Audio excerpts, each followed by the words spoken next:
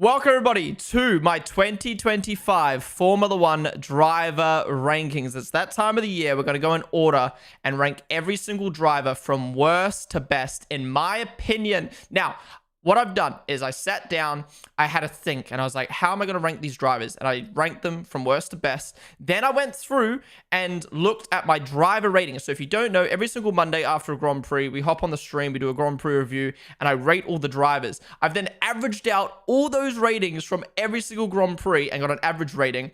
And then I compared that to my rankings, did a few adjustments, because obviously those ratings for me are based off of it's a good way to look at it factually, like a bit of math. So I did a few adjustments here and there, and yeah, I'm pretty happy with my rankings. I am curious to see what everyone else thinks though, because online I've seen a lot of different rankings. The Sky Sports crew did their rankings; they were all very different, and I disagree with a lot of them. I've seen a lot of people on Twitter's thoughts. I've seen a couple of creators' thoughts. After we do my rankings, I'm gonna go look at some of the big creators' rankings and give my thoughts on theirs as well. But yeah, we're gonna go in order. We're gonna go through each driver. In my ranking from worst to best. Each driver, there'll be a poll in chat for you guys to rate them out of 10, what you think of their season. And yeah, we're just gonna discuss each driver's season, how they did overall. Yeah, let's get into it. So, starting off in dead last, who do you think I have got in last? Before each driver, I'll ask you guys who you think I've got. And then I'll tell you who I've got on that spot.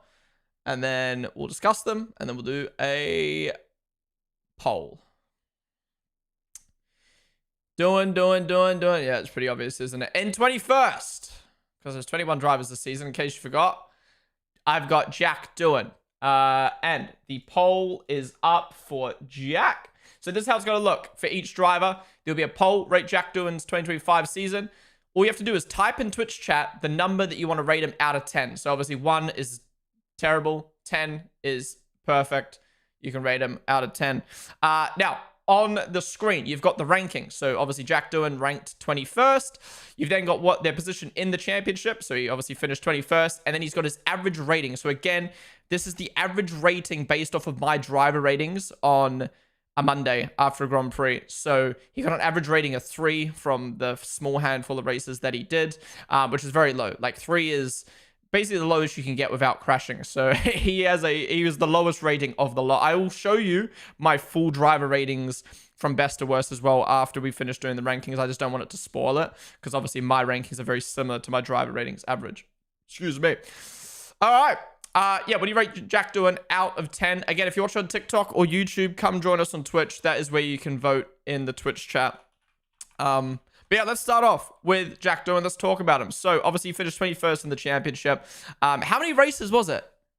Was it 6? He did 6 races, I think it was, with Alpine before getting dropped. Yeah, it was 6. He had the 6-race contract. So, oh no, now you guys are going to type 6 and now his rating is going to get inflated. Yeah, look, I think Jack Doohan, I think actually in my mid-season driver rankings, I ranked Colapinto below Doohan. Because Colapinto didn't show me that he was progressing. He crashed, he was kind of going backwards, whereas Doohan was at least showing progress. That's changed now. I have bumped Colapinto above Doohan. We did see some progress from Colapinto. He still had some crashes here and there, some bad moments, but he was starting to get close to Gasly. He was only like a 10th off in qualifying. He was even outracing Gasly in some races as well. But still, Jack Doohan, for those 6 races, you know, he had a stinker in China. He had a stinker in Japan. I think his last race for the team, he out-qualified and outraced Gasly. But overall, it was just a very poor season. I mean, this was so long ago now. There's not much really to talk about Jack. Again, after you get your ratings in chat, be sure to type a little message out of why you've rated him that or what you thought of his season, then we can discuss it. Anna Lowell, Seba, thank you guys for the follows. Also, TTY, Seba, Anna Lowell, welcome to the stream. 3, as much as I feel bad, can't really give him much more. Yeah. Granted Nibbler, Salty, welcome to the stream, guys. He crashed in Miami, did out-qualify him, though. Wait, who crashed in Miami? Doohan did? Hi from New Zealand, Merry Christmas, go there. What's up, Roger NZ, welcome to the stream, dude.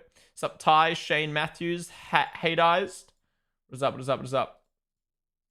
All right, we're in the poll there for doing. Majority of you guys giving him a 3 out of 10. I mean, that's fair. Like, he wasn't...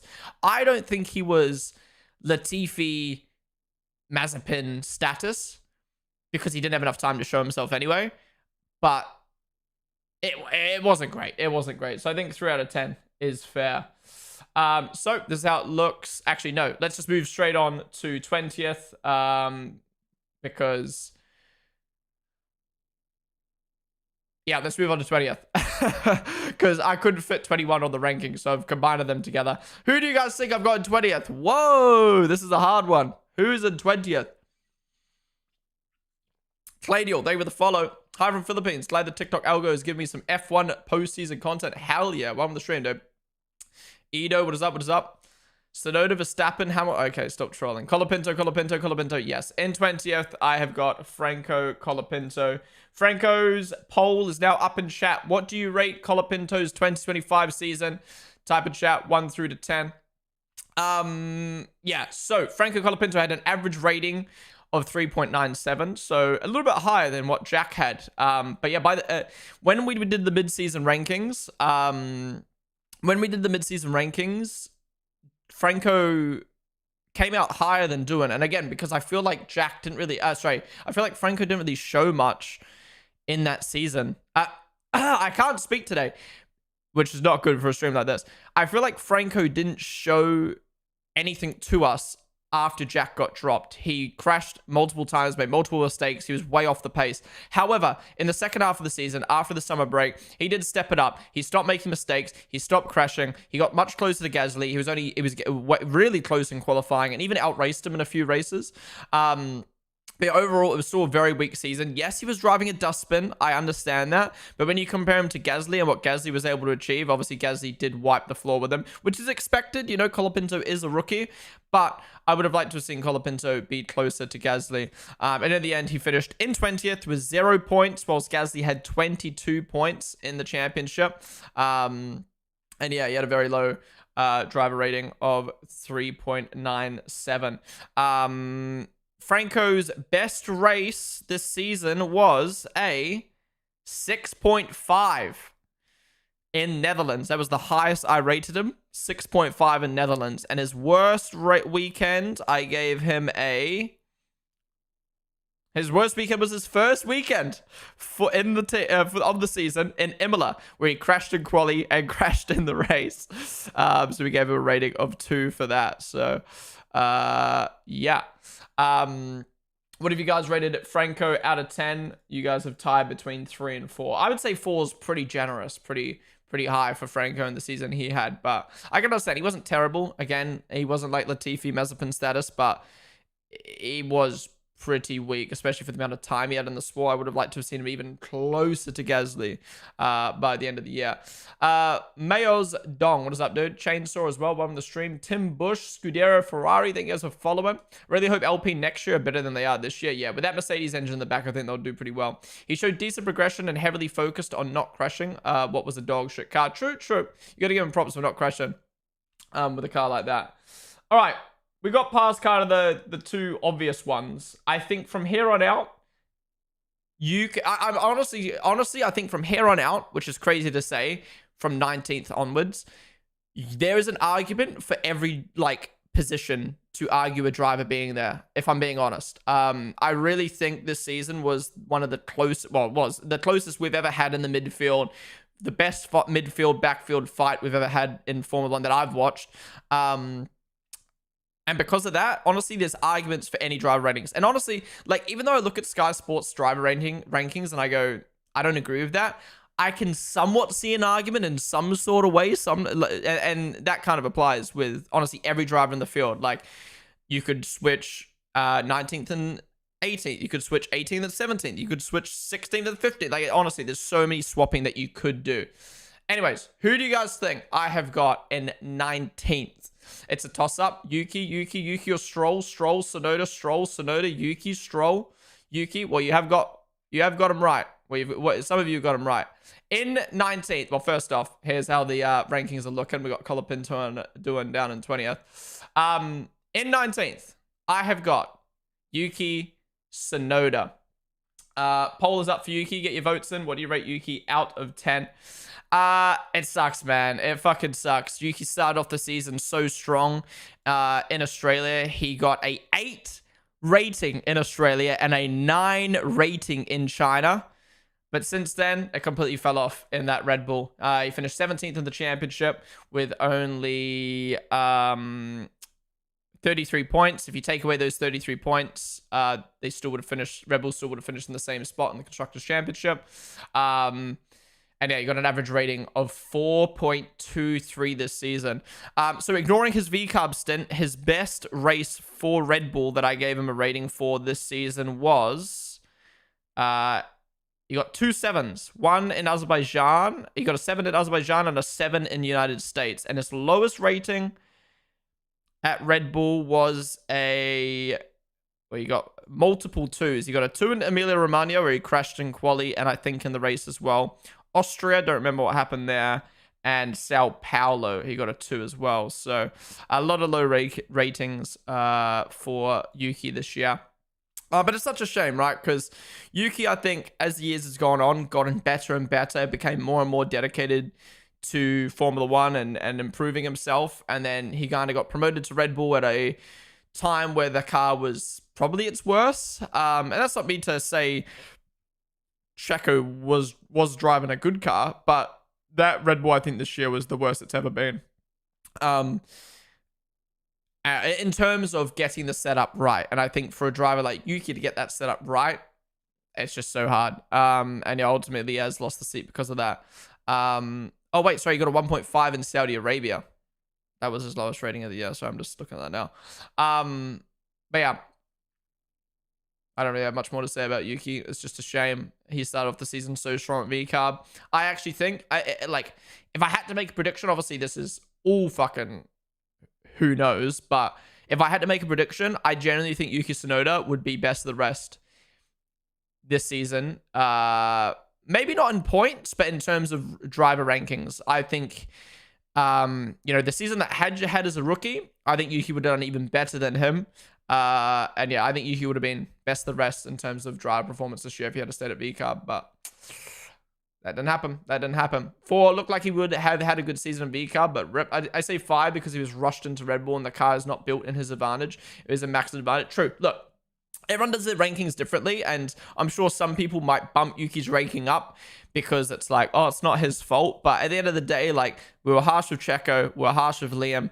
You have to be harsh with Yuki as well. Like, at the end of the day, their goal is to come in and be the second driver at Red Bull, and he didn't achieve that. And although we all know that that is a car problem and not a driver problem necessarily, we can't just like inflate their ratings or inflate their ranking because of that. We have to rank them based off of what we can see. And what we can see is a driver struggling in a car that their teammate finished second in the championship with. You know what I mean? Like literally 15 positions lower in the championship. It is crazy.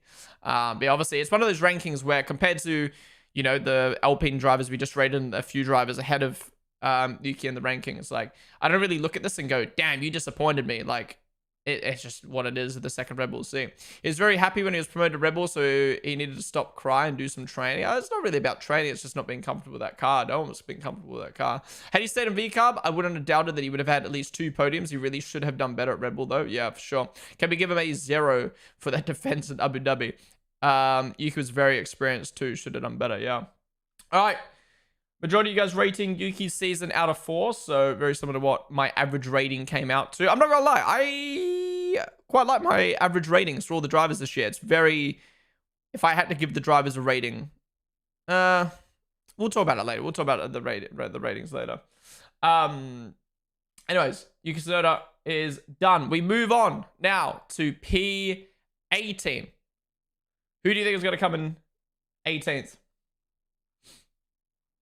Let me put some more chill music on in the background.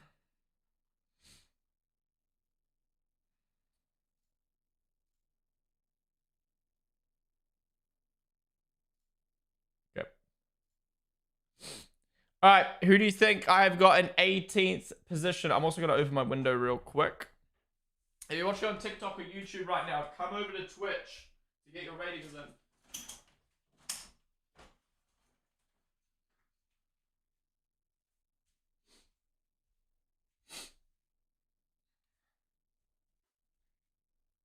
Gasly?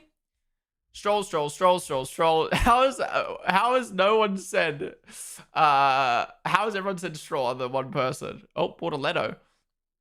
Alright, all of you think Stroll. Let me get comfortable again. Oh. Alright, all of you think Stroll is my 18th ranked driver, and you are correct. Stroll coming in at 18th, which is such a shame, man. Poll is up. Get your votes in Twitch chat. What do you rate Lance Stroll's season in 2025 out of 10? It's such a shame because Stroll started off so strong. In Australia, he got an 8.5. In China, he got a 7.5. And then it just fell off. He got a 2 in Japan. He got multiple 3s. Yeah, his best rating of the season, I think, was... Yeah, his best rating of the season was Australia. The first race of the season. I think even the second best rating of the season was... Yeah, and his second best rating of the season was China. So his 2 best races was the first 2 of the season, and then it completely fell off. His worst rating being... He had multiple 2s. He had a 2 in Qatar, a 2 in Canada, and a 2 in Japan.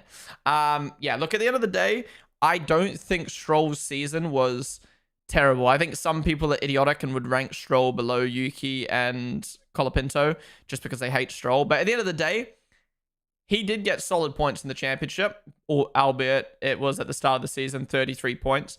But yeah, he was nowhere near his teammate. 23 points behind him in the championship. And whilst Alonso was consistently making Q3s and consistently finishing the points, Stroll was not doing that. His race pace was decent, but his quality was really, really bad. And yeah, if it wasn't for those first 2 races of the season, he would have finished behind Yuki in the championship, which is really bad. And probably would have finished behind Bortoletto in the championship as well. And Gasly, which, you know, he would have finished second last if it wasn't for those first 2 races, which is crazy to think about. Some people might think that's luck, but I do think he just generally did a good job in those first races. Even like Silverstone's a great one to look at, where he had the chance of the podium, and he went from a podium down to P5. You know what I mean? Like, Hulkenberg managed to hold off Lewis for a podium. Meanwhile, Stroll, in a better car, not only lost out to Hulkenberg, but lost out to Lewis. And it's like, it's moments like that where it's like, Stroll's just not got what is needed to be in Formula 1, I think, despite him actually being decent in the wet. Aiden, they were the follow, dude. Stroll hasn't improved since he joined the sport. I don't know what he's doing. Well, Stroll's season in summary started surprisingly good, but then here's Stroll. 4, way off Alonso. Still random burst of performance, but he needs to go. Embarrassing how Stroll has so much experience in the sport, yet gets worse season by season. Yeah. How much Aston lost to RB again? I think it was like just a few points, a couple of points. Alonso had awful luck and was still ahead. Yeah, that too. I'm a bit of a Stroll fan. His season was not bad. He started off so strong and scored some decent points, but he didn't score enough. Getting 24-0 in qualifying, that as well. 24-0 by his teammate in qualifying. I forgot to mention he got 4.48 in the average ratings, which is crazy. Over the course of a 24 race season as a driver with, was it 7 years, 8 years of experience, still getting a below average rating is crazy. But yeah. I don't think there's much more to say about Stroll, really. It was just another underwhelming season from him after starting off so strong. And he cost Aston P6 in the Constructors. Actually, let me get the Constructors standings up so I can have a better look. Absolutely zero progression in his career, honestly. Yeah, 3 points Aston finished behind Racing Bulls. So he cost them P6 in the Constructors, for sure. All right, anyways, poll's done. Majority of you guys rating him a 4 out of 10. Okay. Stroll's done. Next up, P17. Who do you guys think I've got in P17? Now this is where it gets juicy because I feel like every list I saw had these 3 as the bottom 3. Me, what's up, Luke? Hope the new house is going well. Zamil Brothers, what's up, dude? Welcome to the stream. Bortoletto, Gabby, Lawson, Ocon, Gabby. Bortoletto, Lawson, Ocon, Ocon, Hamilton or Gasly, Ocon. Wow, no one's got it right yet. Gasly, Ocon, Gabby. Wow. All right. Well, maybe this is a hot take, but I was, okay, before I reveal who this is, I was worried I was going to get flamed for this. And then I looked at fan voting and they also had him here. So I was like, maybe I'm not delusional. In P17 for this season, I've got Lewis Hamilton. Yeah, I honestly feel like Lewis had a very terrible season. I was so shocked Autosport had him in the top 50 this season because it was so underwhelming. His average rating for me this season was a 5.35. So again, one of the lowest of the year. If I check the ratings real quick. Yeah, so Lewis basically came, other than a couple drivers who I've bumped up for certain reasons. Yeah, so the next two drivers in my ratings, yeah, there's two drivers ahead of Lewis, who I've bumped up for certain reasons, which I'll mention when I get to them. But otherwise, this was Lewis's average rating. He genuinely finished here in my driver ratings for the season, and I took that into account. And again, I thought I was delusional. I was like, am I dumb for putting Lewis Hamilton in 17th? Like it feels weird to put a 7-time champion in a Ferrari in 17th. But again, the fans also put him in P17. And I was like, maybe I'm not delusional. And it is just weird to think that he's fell off that much this season. But to talk about his season, he had a few decent races. His highest rated race being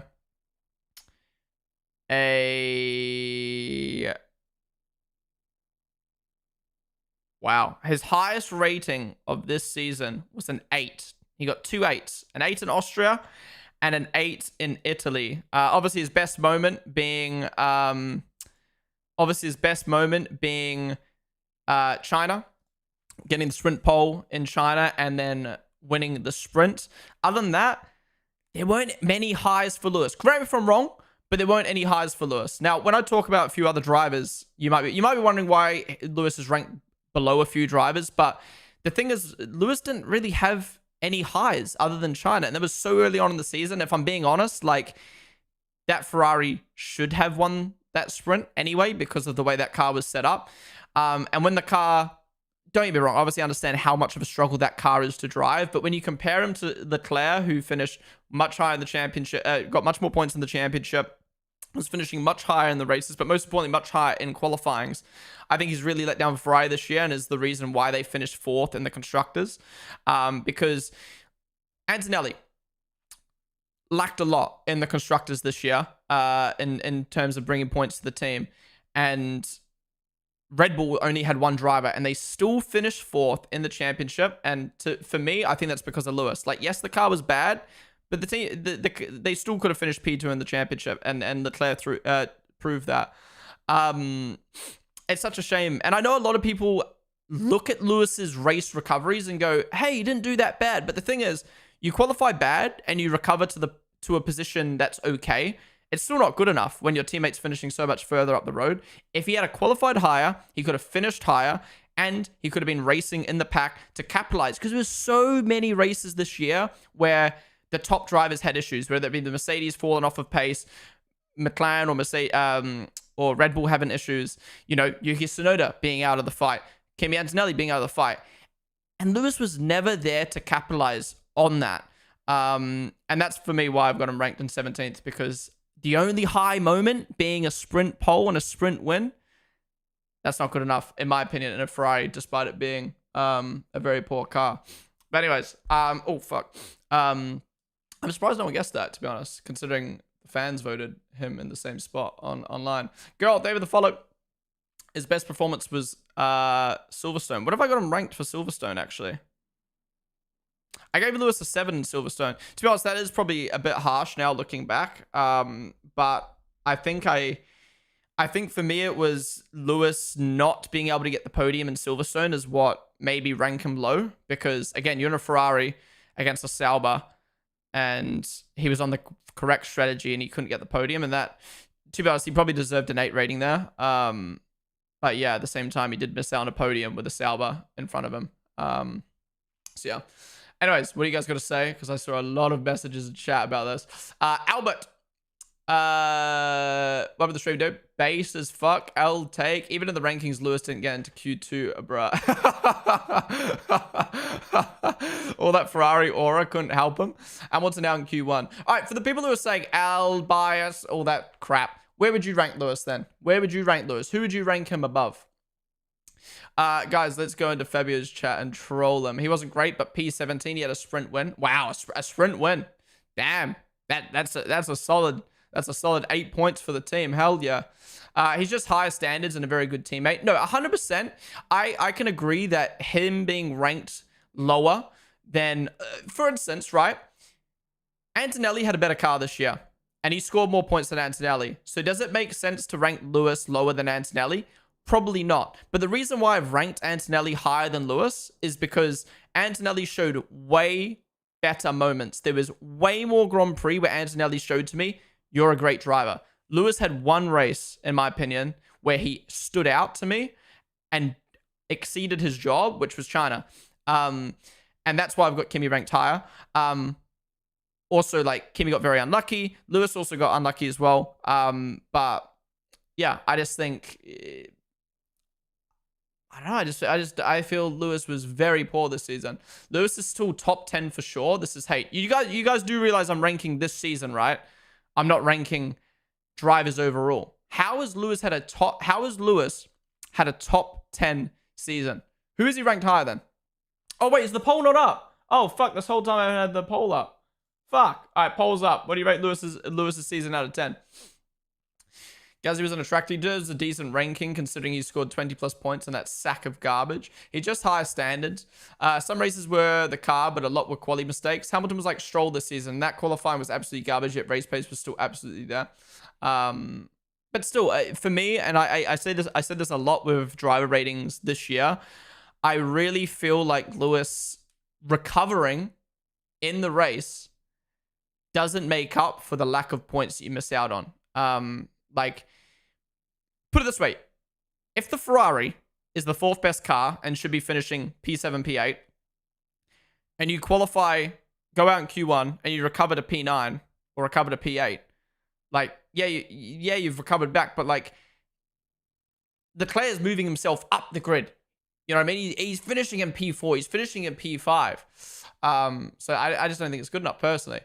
His highs were hidden due to being up against Leclerc. That's true. That's true. 17th for winning a sprint is crazy. Why are you guys so caught up on a sprint race? You realize there's 30 competitive sessions this year, and to only have one good, successful session. Well, let's even just throw Silverstone in there as well. 2 successful sessions from 30 in a Ferrari. I don't know how that deserves to bump him up that much on the rankings. Hamilton could have had a podium in Mexico, but he ruined it for himself with the penalty. Exactly. Sometimes he was good, sometimes he was bad, so it's a 5. Lewis was just consistently mid or below average. Antonelli had some rather poor races, but expected for a rookie, but he also showed up races which he was right up there. I agree with you, Goku. I agree with you. How is Lewis worse than Gabby? Also, once I did Seb 2020 was better than Lewis this season, so am I still wrong? Wait, once you said Seb 2020 was better than Lewis this season? What was Seb 2020? Was that Ferrari? 1 sprint win in a questionably legal Ferrari equals P10. True. Yeah, questionably legal. Young Sticks, need to follow. No one, I still haven't seen anyone in chat tell me who they'd rank higher than Lewis. I saw one person say, who they would rank Lewis above. I've seen someone say Gabby, and that's it. Why are people getting mad at me ranking him 17th if you guys can't tell me who you'd rank him higher than? Is Gabby the only one? Wow. I ranked him 1 position lower. Ocon? I mean, Ocon was... I mean, we'll talk about the drivers more individually, but...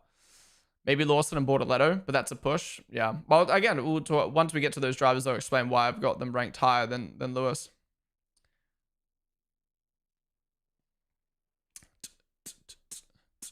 Bortoletto is next. All right, so from the scenes of it, you guys are all mad, but you're only naming Bortoletto, Ocon, and Lawson. This is what I find so funny about Twitch chat. What the fuck? That's a crazy pick. He should be 1 position higher. That is how does that warrant that reaction? Like what? That doesn't even make sense. Tanksman saying he should be top 10 is crazy though. That is wild. Lawson's last third was actually very close to Hadja. Anyways, when the poll there, majority of you guys saying 5 out of 10 for 8 plays high view. That was wild. That is wild. All right, 5 out of 10 you guys give Lewis. And again, I gave him an average rating of 5 out of 5.35. Again, it feels weird. It does feel weird ranking Lewis 17th when he finished 6th in the championship in a very bad car, or like a poor to drive car, when Antonelli in a better car finished behind him. But I think for me, maybe I did take standards a little bit into it. But the main reason Lewis is here, in conclusion, the main reason why Lewis is here and not above Liam, Bortoletto, or Ocon, or Antonelli is because he had one high and it was a sprint race and sprint quali. The other drivers had many highs. And for me, in a season like that, I think maybe I just looked at the highs a bit more. When you're inconsistent, you got to look at the highs. I would rather you, if you're shit 80% of the season, but 20% of the season you fucking pop off, sick. But Lewis only really popped off for one race, and it doesn't make up for the inconsistencies of the rest, in my opinion. So yeah. Anyways, when the poll there for Lewis, this is how the standings are looking at the moment. I don't know. It's crazy, man, to see Lewis that low. And again, anyone coming at me being like, you're dumb, you're dumb. The fan votes, I think it was on Tomo's thing, had Lewis ranked this low as well. So that's like 2,000 people who agree Lewis should be ranked this low. You guys are giving Lewis his standards like he's in Mercedes still? Wait, you saying like me or you saying chat? Where did you rank him last year? I can't remember. I think I still ranked him in the top 10 because... Why is my cheek so red? What the fuck? I think I still ranked him in the top 10 because I think he did it. I actually can't remember. 17 is honestly fair for this season. It's not what we usually see from him. His teammate has got podiums and Lewis hasn't standout performances apart from that sprint win in China. That's the thing. I think a lot of people also look at me ranking Lewis and be like, you hate him. Or how was he that bad? I don't think Lewis had a terrible season. It was just underwhelming. The only reason Lewis is ranked there is because other people did better. Like, I think Stroll, Tsunoda, and Colapinto had bad seasons. Lewis, I don't think had a bad season. It was just underwhelming. And it's one of those ones where if the drivers ahead of him did worse, he would be ranked higher. You know what I mean? So it was just very tight. And I think if you're in a Ferrari, I wanted to see him doing a better job, especially for his standards, I guess. Anyways, we'll move on from Lewis now. Who do you think I have got, should be, in P16?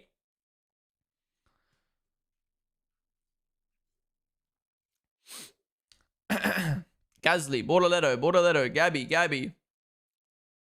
Damn, you guys are fucking hating on Gabby. Ocon, Lawson, Bortoletto, Ocon, Lawson. Where's Coconut? I ran out. We're on the OG, but with the Max Can branding.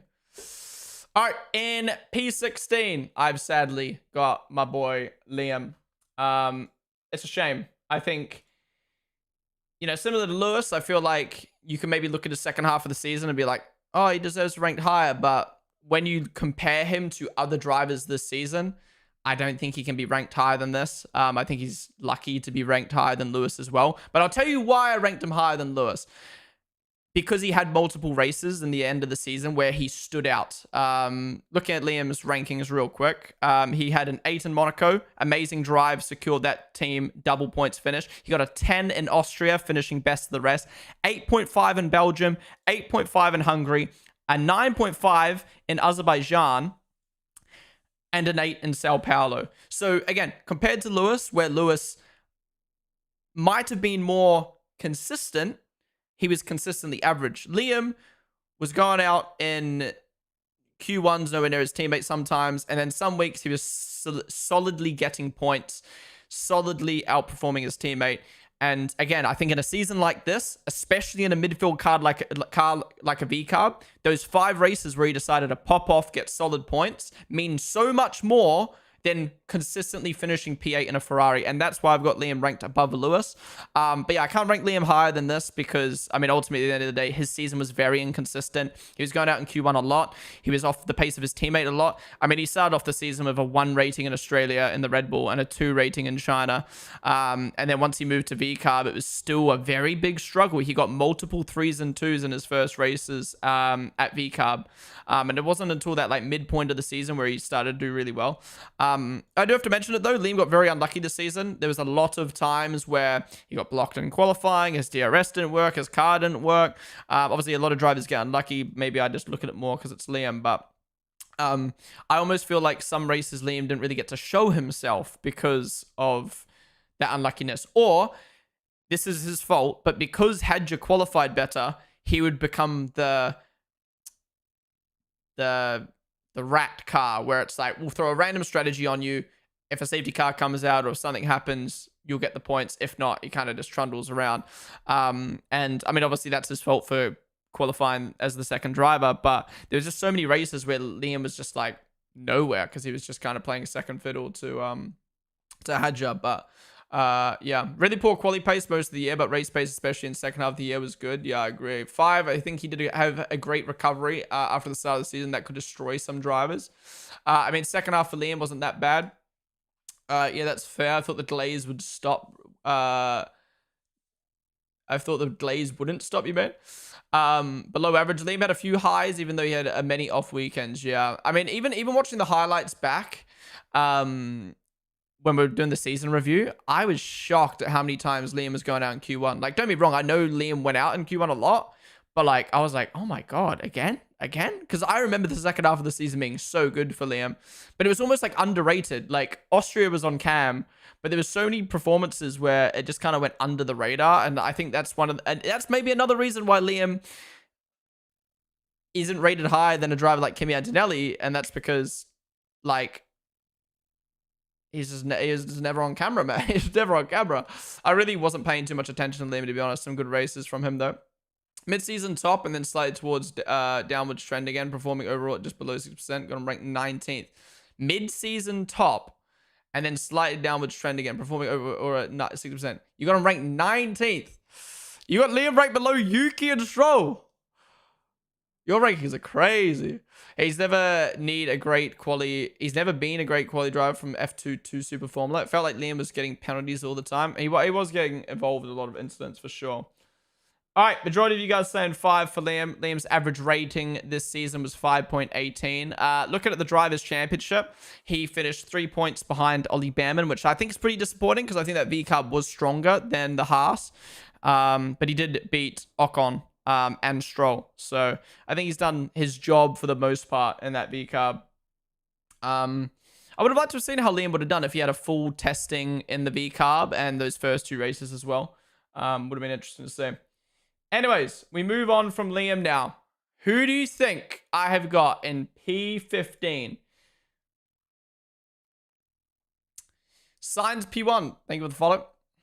Sainz is not going to be P1. Sorry to spoil that for you. Florian, thank you for the follow. Ocon, Kimi, Ocon, Gasly, Ocon, Pierre, Gabby, Gasly. Flatchsy, what does that do on the stream? Gabby, Ocon, or Gasly? Behrman. Someone's got it right. Someone has got it right. In P15, I've got Kimi Antonelli. Again, I feel like his season was underwhelming.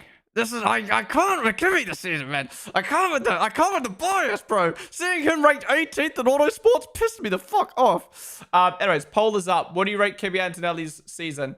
Out of 10. Get your votes in on the poll. Kimi, before I read chat, let's start with Kimi. So Kimi finished P7 in the driver's standings. Now, his teammate finished in P4. The Mercedes was a good car this year. It obviously lacked the pace in comparison to McLaren and Red Bull, but I think George showed what the Mercedes was capable of, and Kimi finished over half points behind George. He finished behind Lewis as well, and obviously Charles was in the Ferrari. And for those reasons, I think Kimi had an underwhelming season. as per the Mercedes. There was a point in the season where Albon almost passed him in points, but he really stepped up in the second half and started getting some points. So again, I kind of mentioned already, but like Lewis finished ahead of Kimi in a worse car. So why have I rated Lewis behind Kimi? The reason being, Kimi had so many high moments, right? So many moments where I was surprised. Kind of like what I mentioned with Liam is like, those standouts moments is where we go, oh shit, like, and get a lot of points. The problem is, for me, I think your job in the Mercedes is to be consistent. And he wasn't consistent. He was consistently off the pace of Russell. He was consistently qualifying lower than Russell, going out in Q1, going out in Q2. Now, obviously, he had a lot of high moments. Like I mentioned, 8.5 in Australia on his debut was fucking amazing. He then got an 8 in Miami as well. That sprint pole was amazing. But again, throwing that sprint pole away by going off track straight away. 8.5 in Canada, getting his first podium. That was amazing. An 8 in Azerbaijan. Again, one of those drives where in Azerbaijan, he was solid, but he dropped 2 positions and finished behind his teammate. Finished off the podium behind Carlos Sainz. He then got a 9.5 in Sao Paulo, which was his best rating of the season. That Sao Paulo Grand Prix weekend is what I want to see from Kimi. Is he's multiple times a year matching and outperforming Russell. We know how good of a driver Russell is. But I want to see more results like that from Kimi. And then he got an 8.5 in Vegas as well. But mixed in with all those good results is so many low races. His lowest being a 2 in Monaco, a 2 in Austria, where he took out Max, a 2 in Belgium, a 3 in Abu Dhabi. There was just so many poor moments. And yeah, again, in comparison to Lewis, where I feel like Lewis was just kind of out in Q1, recover to points. Out in Q1, recover to points. Out in Q2, recover to points. Kimi had a lot of highs as well as those low points as Lewis. But yeah, for me, I don't think he's it can be ranked higher than this, because at the end of the day, he was in a Mercedes. He finished 169 points behind his teammate in the championship. He finished behind Lewis in a worse car, who underperformed this season. And just overall, I think he really lacked the pace on Russell. Now, I understand some people are going to rank him based off of being a rookie. Oh, he's a rookie. He's only 18 years old. He did really well. And don't be wrong, I think Kimi did amazing for an 18-year-old in his first season, 100%. But from a performance level, which is what I look at when doing my rankings and ratings, I just don't feel like Antonelli was that consistent or performed that well. He just had a lot of high moments that made me go, okay, he's going to be a demon in the next few years. He almost gave me, do you know what he gave me the vibe of? He gave me an inconsistent version of Oscar Piastri 2023, where I looked at Piastri in 2023 and I'm like, okay, you're getting smashed by Lando. You're getting outraced by Lando. You're making a few mistakes. But I can see there's a lot of potential there. That's kind of what Kimi's season reminded me of. However, I think Kimi had much worse lows than Piastri in 2023. But Kimi also got very unlucky. There was a lot of races where he got unlucky as well. But yeah, anyways, good season for Antonelli. It's, again, you can look at 15th and be like, damn, that's fucking low. But I just feel like in comparison to the other drivers, he was much less consistent than them. And to be honest, I think when you look at this, I really feel like from 17 upwards, these drivers all had decent seasons. Compared to previous years where it's like shit. It's not until you get to the top 10 that you really start like being wowed. I really feel like every driver in the top 17 had good moments this season and had decent seasons. Yeah. He got pole and he is a rookie. He got a sprint pole. Yeah, he didn't get a pole though. All right, what do you guys say about Kimi?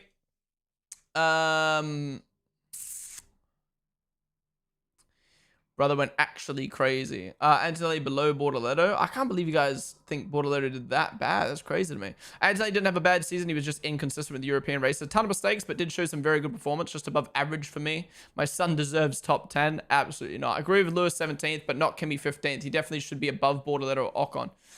Do you think he deserves to be above Bortoleto and Ocon when he finished that low below his teammate? It's all the titanium dioxide's fault. True. Kimi started well and then had a disastrous run in the middle and finished even stronger than he started. Outside of the European season, his year was above average. He's a rookie. Got pressured, placed on top teams. Can't expect to perform like an experienced driver. But, like, yes, I can look at that and be like, Antonelli has done well for his first season. But in terms of performance, like, you can't go, oh, but he's 18. You can't just bump someone's ranking up because they're 18. I kind of agree where his inconsistency messed him up quite a lot. I think he should be 12th. You do earn a little rookie credits, but not enough to lift him up into the top 10. He got pole. I read that. How's it going, Dreadful Bull? Kimmy's highs as just as good as Oscar's 23, but he was way less consistent. I agree. Kimmy won every single championship he participated going into F2. Like I said, you can't compare a rookie with an experienced driver. Oh, no, for sure. His teammate was Russell, who's likely the second best driver on the grid. Kimmy for pole next season for sure. Yeah, I think Kimmy's gonna have an amazing. Why is my cheek so red? I think Kimmy's gonna have an amazing year next year, with that Mercedes power unit. All right, majority of you guys saying a 6 out of 10 for Yuki. For Kimmy. My average rating for him this season was a 5.42, which I think goes to show how inconsistent he was. You know, there was a lot of 8.5s and stuff like that, but at the end of the day, like, those low performance kept him at a 5.42 average. So, yeah. All right, next up. Who do you guys think I've got in P14? I'm going to open my window more. I'll be back in a sec.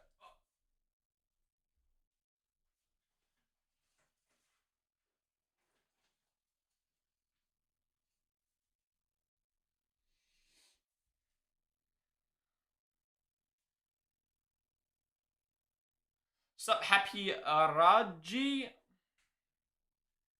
Are we rating drivers' Abu Dhabi performances? No, we're rating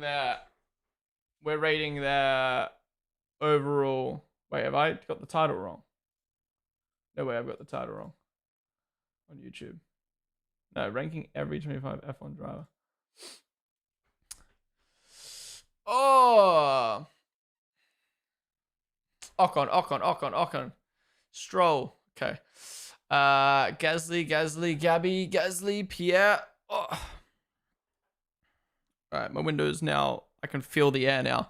All right, in P14, I have got Esteban Ocon. What do you rate Ocon's season out of 10? Get your votes in on the poll. If you're watching on TikTok or YouTube right now, come join us on Twitch, twitch.tv/Ponden to get your votes in. That is where you can vote in Twitch chat. Again, honestly, I'm going to say this about every driver, so I'm just going to say it now to get it out of the way so I don't have to say it every single time. You could really swap these drivers around a lot. There's an argument Ocon should be lower than Kimi. There's an argument where Ocon should be higher than Kimi. And my argument for Ocon being higher than Kimi is that Haas was very inconsistent this year. And I think Ocon delivered some good results. He got a 9.5 in China, an 8 in Bahrain.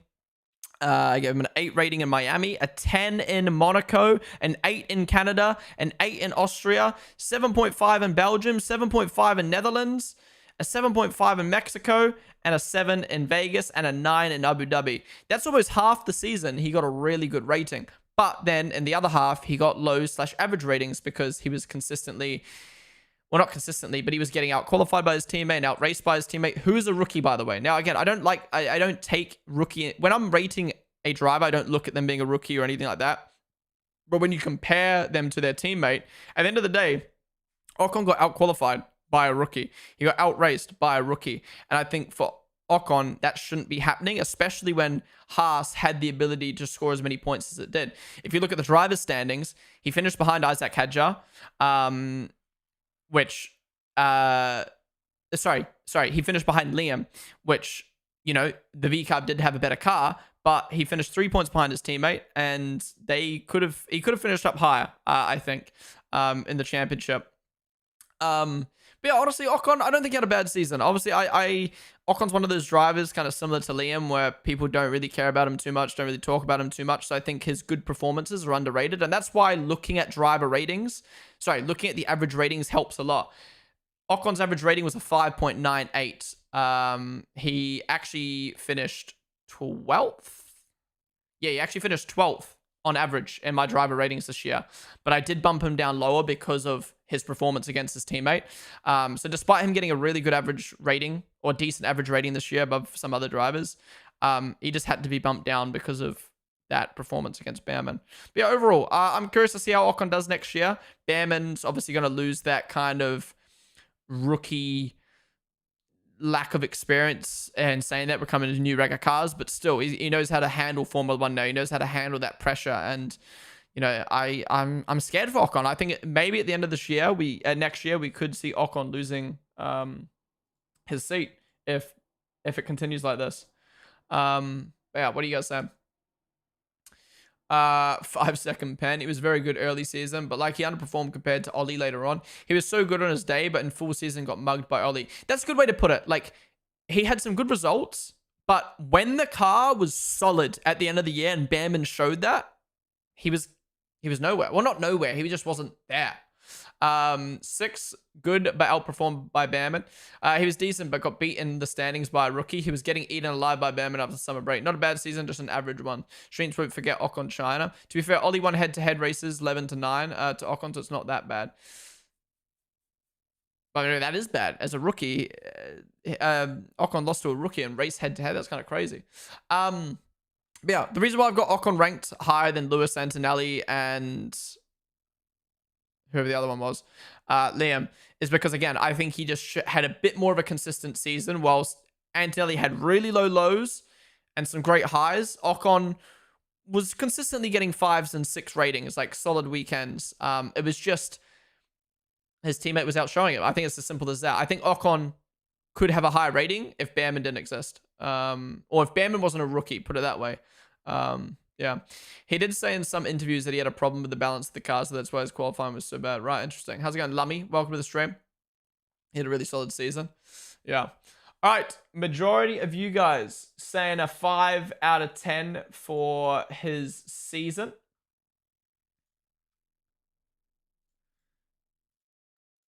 All right. Who we got next? Who do you think I've got in P13?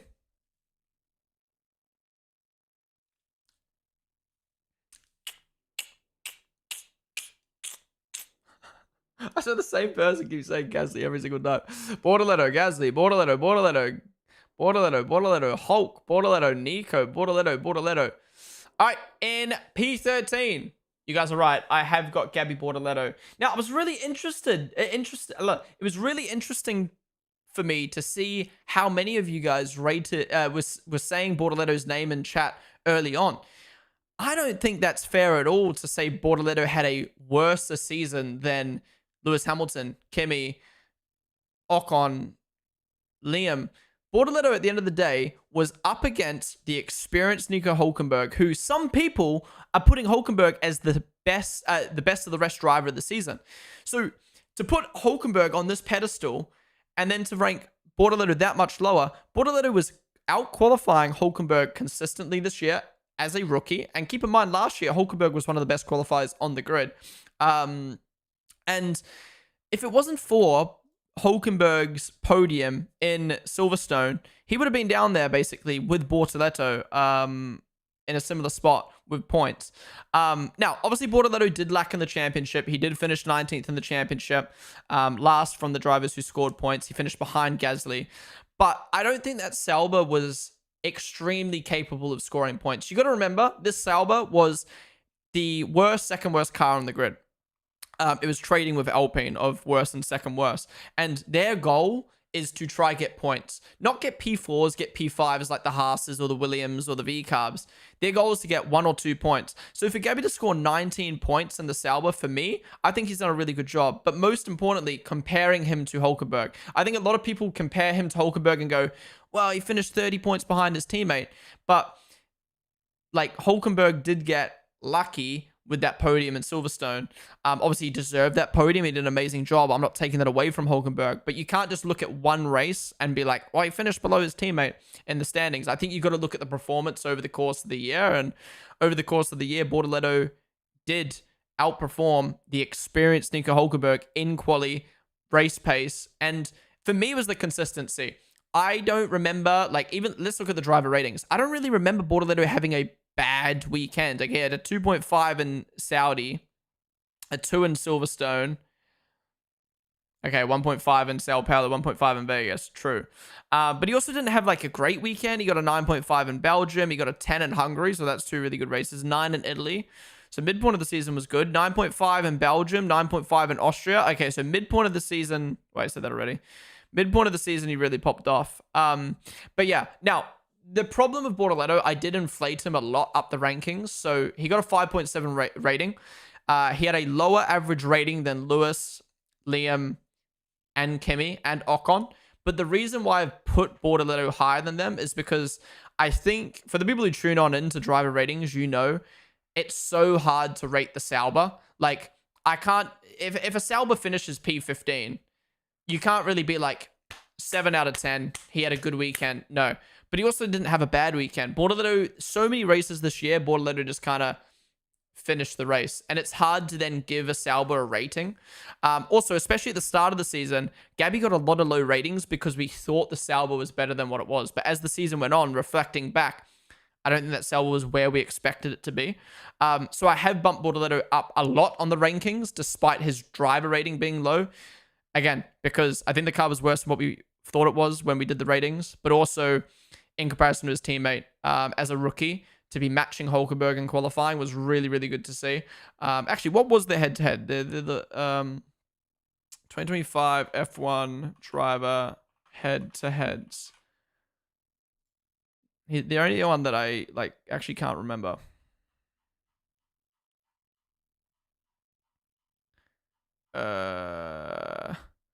Yeah, so Bortoleto actually out-qualified Hulkenberg more this season.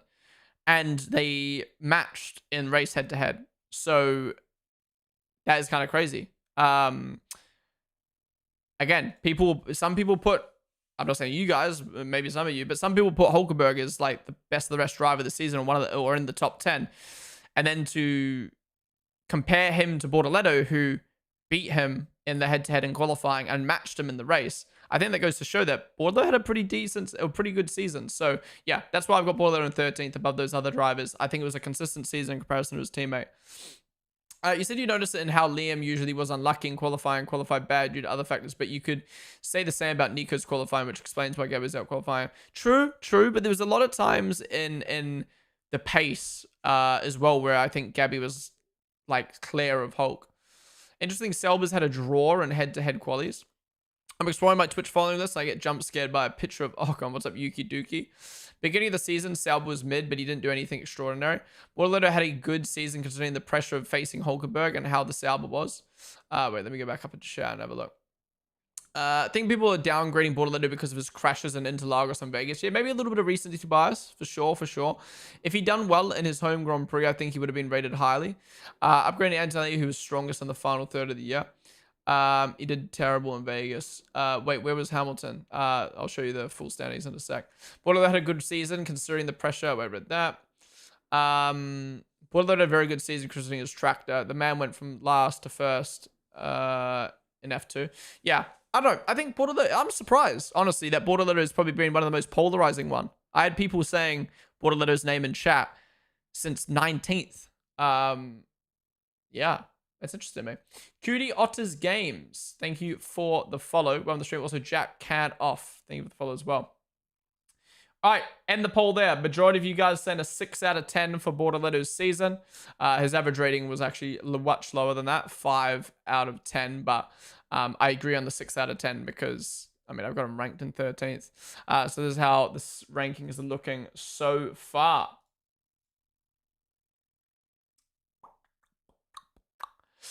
All right, who do you think I've got in P12?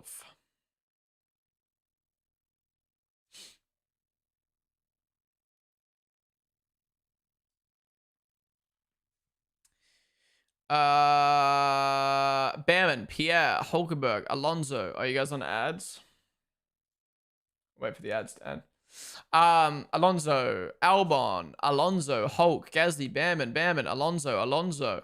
Wow, big mix. A big mix. What's up, Jeff, from the stream? I'm so excited for the 2026 regs because I don't know if they're going to be welcome change or dark, right? At the very least, it's going to be a huge mix-up, which is exciting. All right, in P12, I have got Pierre Gasly. Now, Gasly, again, driving a dumpster and was having an okay season. Some people, such as Autosport, have put Gasly very high on their list.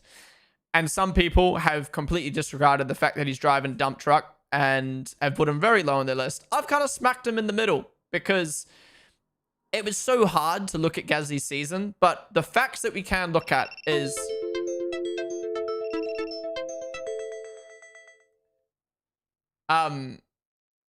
the facts that we can look at with Gasly is he was driving the worst or second worst car on the grid, yet was still getting some decent results. Look at the driver ratings. He had a 9.5 in Bahrain. He had a 9 in Spain, a 9.5 in Silverstone, a 8.5 in Belgium, a 9 in and a 9 in Sao Paulo. So a lot of great results, despite that car being absolutely terrible. And when you compare him to his teammates barely outqualified him, barely outraced him, basically never outqualified him, never outraced him. And those guys scored no points. Meanwhile, Gasly scored 22, finishing ahead of Bortoleto in the championship, despite, I think, Sauber having a better car. And Gasly was just always in the mix. And he got so unlucky. There were so many performances where he would have actually had a decent result if it wasn't for something bad happening. But yeah, Gasly's a weird one, because I think you can disregard the fact that he had a bad car and rate him lower. I think you can glaze the fact that he had a bad car and rate him higher. I think P12 is completely fair. I think, to me, his results in that awful car proved to me that he can be ranked higher than the drivers I've already ranked. But with his limitations with that car, I don't think he was able to prove to me that he was better than the drivers ranked above him. But yeah, what do you guys think? Question mark? What are the question marks for? No, guys, it doesn't go. This guy literally carried this Baguette team. That car didn't deserve anything. Dude, how Gasly did absolutely everything he needed to and scored all the team's points. I don't know what more you want from him. I know, Reno, I completely get that. I 100% get that. But it's one of those hard things with rankings and driver ratings is sometimes the car is so bad they can't prove that they're good enough. Like that. Like, yes, he got 22 points in the championship, but I wouldn't feel right ranking him above some of the drivers ranked above him because they also had a good season. You know what I mean? Don't be wrong. This is not me saying Gasly had a bad season. 12th is actually really, really good in the worst car on the grid. But yeah, it's just hard. It's just hard. At the end of the day, he demolished his teammate. But there was a few races where he kind of just trundled around near his teammate or just qualified near his teammate. And I mean, look how low we rated his teammates. Gasly deserves to have a much better car than this. Yeah, that's the best way to put it. You know, he had a good season. He just deserves a better car. Scoring this many points in that track deserves more than P12, in my opinion. He had so many Q3 appearances too. True. But I do think that's a little bit of recency bias. It was kind of towards the end of the year that started happening. Pink pushy car, can't lie. All right, majority of you guys given Gasly a 7 out of 10. His average rating was 5.50. That's the reason why I haven't actually put Gasly higher than this on the rankings, because his rating was a little bit lower than the drivers ranked above him. So, yeah. Anyways, majority of you guys saying 7 out of 10.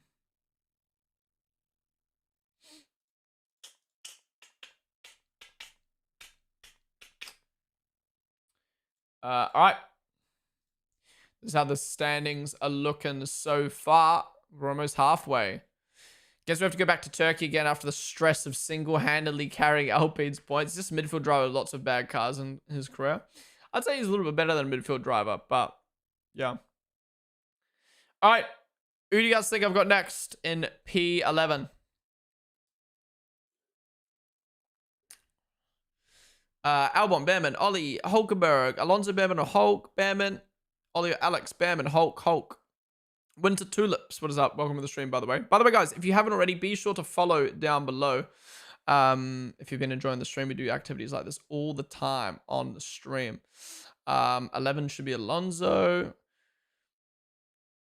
L1 Pierre. We've just had Pierre. All right, in P11, I have got Nico Hulkenberg. And I know for sure some people are going to disagree with this, but I think Hulkenberg is maybe one of the most overrated drivers this season. And obviously 11th is still a great ranking for Hulkenberg, but I saw some people putting him best of the rest. I saw some people putting him in the top 10, all because he got a podium in Silverstone. He, at the end of the day, by the way, polls up, get your votes in on the poll, 1 through to 10, type in Twitch chat. Yeah, again, I don't think Hulkenberg had a bad season. I just think some people are gassing it up way more than it should be. At the end of the day, that Sauber on its day could deliver points, and he delivered points in some of those races. But on the days where the Sauber was maybe not up there, he was getting out-qualified by his teammate, he was getting outraced by his teammate, who, at the end of the day, was a rookie. And if you take away his podium in Silverstone, he majorly drops down the driver's standings. And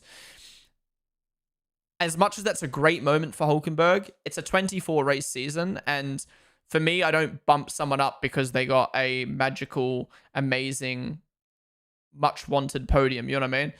Anyways, Hulkenberg's best ratings were 10 in Spain, 9 in Austria, 9 in Austria, 10 in Britain. So he had 4 weekends in a row where he was rated 9 or higher.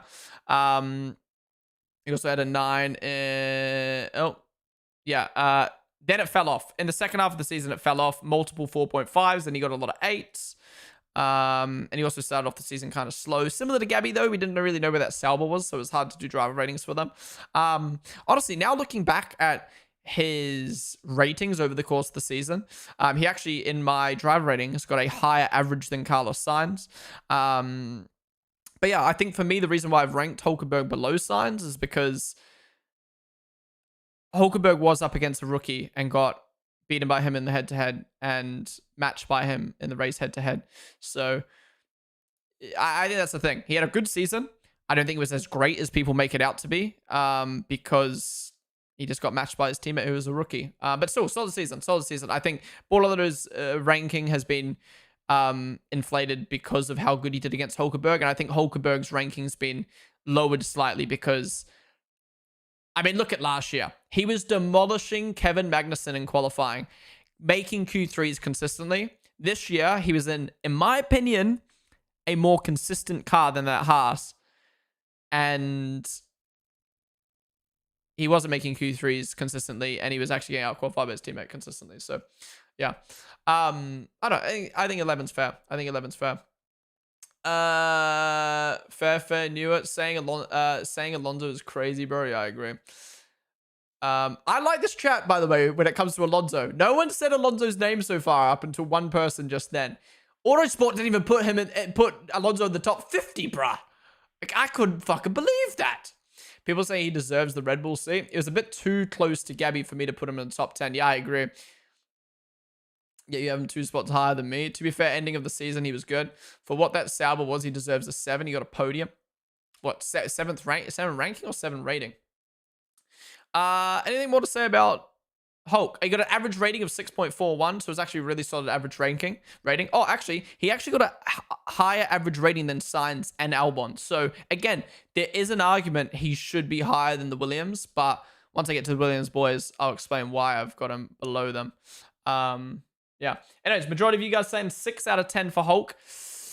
Yeah, I'd say 6.5. Maybe a 7. It's hard because it's like over the course of the season, we're really harsh with our rankings. 6.41 sounds quite low for the season Hulk. No, I think 6.5, maybe 7 is solid for Hulk. We'll make it a 7 because he got a podium fucking finally, and that's a solid amount of points. And to be fair, my argument when ranking Liam and those other guys was those standout results mean so much for the championship with the way the pecking order is now. So to be fair, whilst I'm sitting here criticizing him going, he only had 1 good podium, at the end of the day, that is what secured him at such a good spot in the driver's standings. At the end of the day, they finished 9 points behind Haas and the constructors. Maybe you could blame Gabby for that, but I think both Saubers could have done a little bit better job I think just securing a few more top 10 finishes to maybe beat Haas. But that's just me being critical.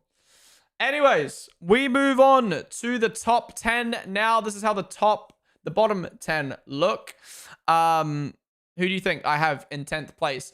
TikTok, I'm going to restart the stream. So if you're watching on TikTok right now, come join us on Twitch, twitch.tv/Ponden. I'm going to restart the stream. Be sure to follow if you haven't already. And YouTube, come join us as well on Twitch, twitch.tv/Ponden to vote in the chat of who you rank, what you rate the drivers.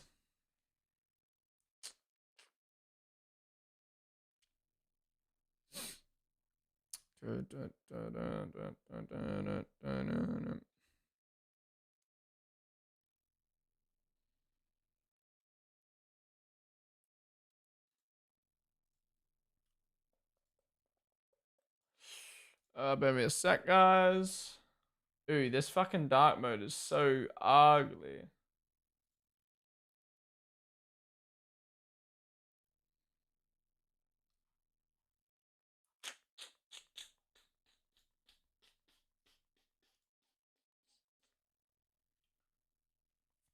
All right. Who do we think? Who do we think? Bamman, Sainz, Albon, Sainz, Bamman, Albon, Bamman, Carlos, Ollie, Albon. In P10, majority of you guys are right. I have got Ollie Bamman. What do you rate Bamman out of 10? Get your votes in on the poll. If you're just tuning in, we're doing our 2025 driver rankings for the season, ranking them from worst to best and how we feel their season was.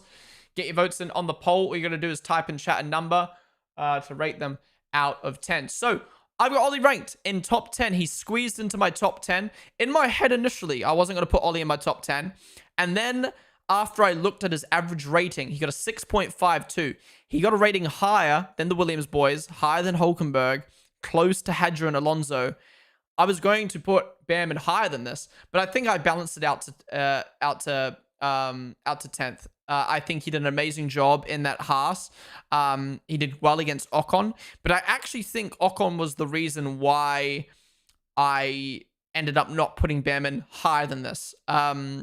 Reason being, I think Ocon being decent showed to me that the Haas was actually pretty good.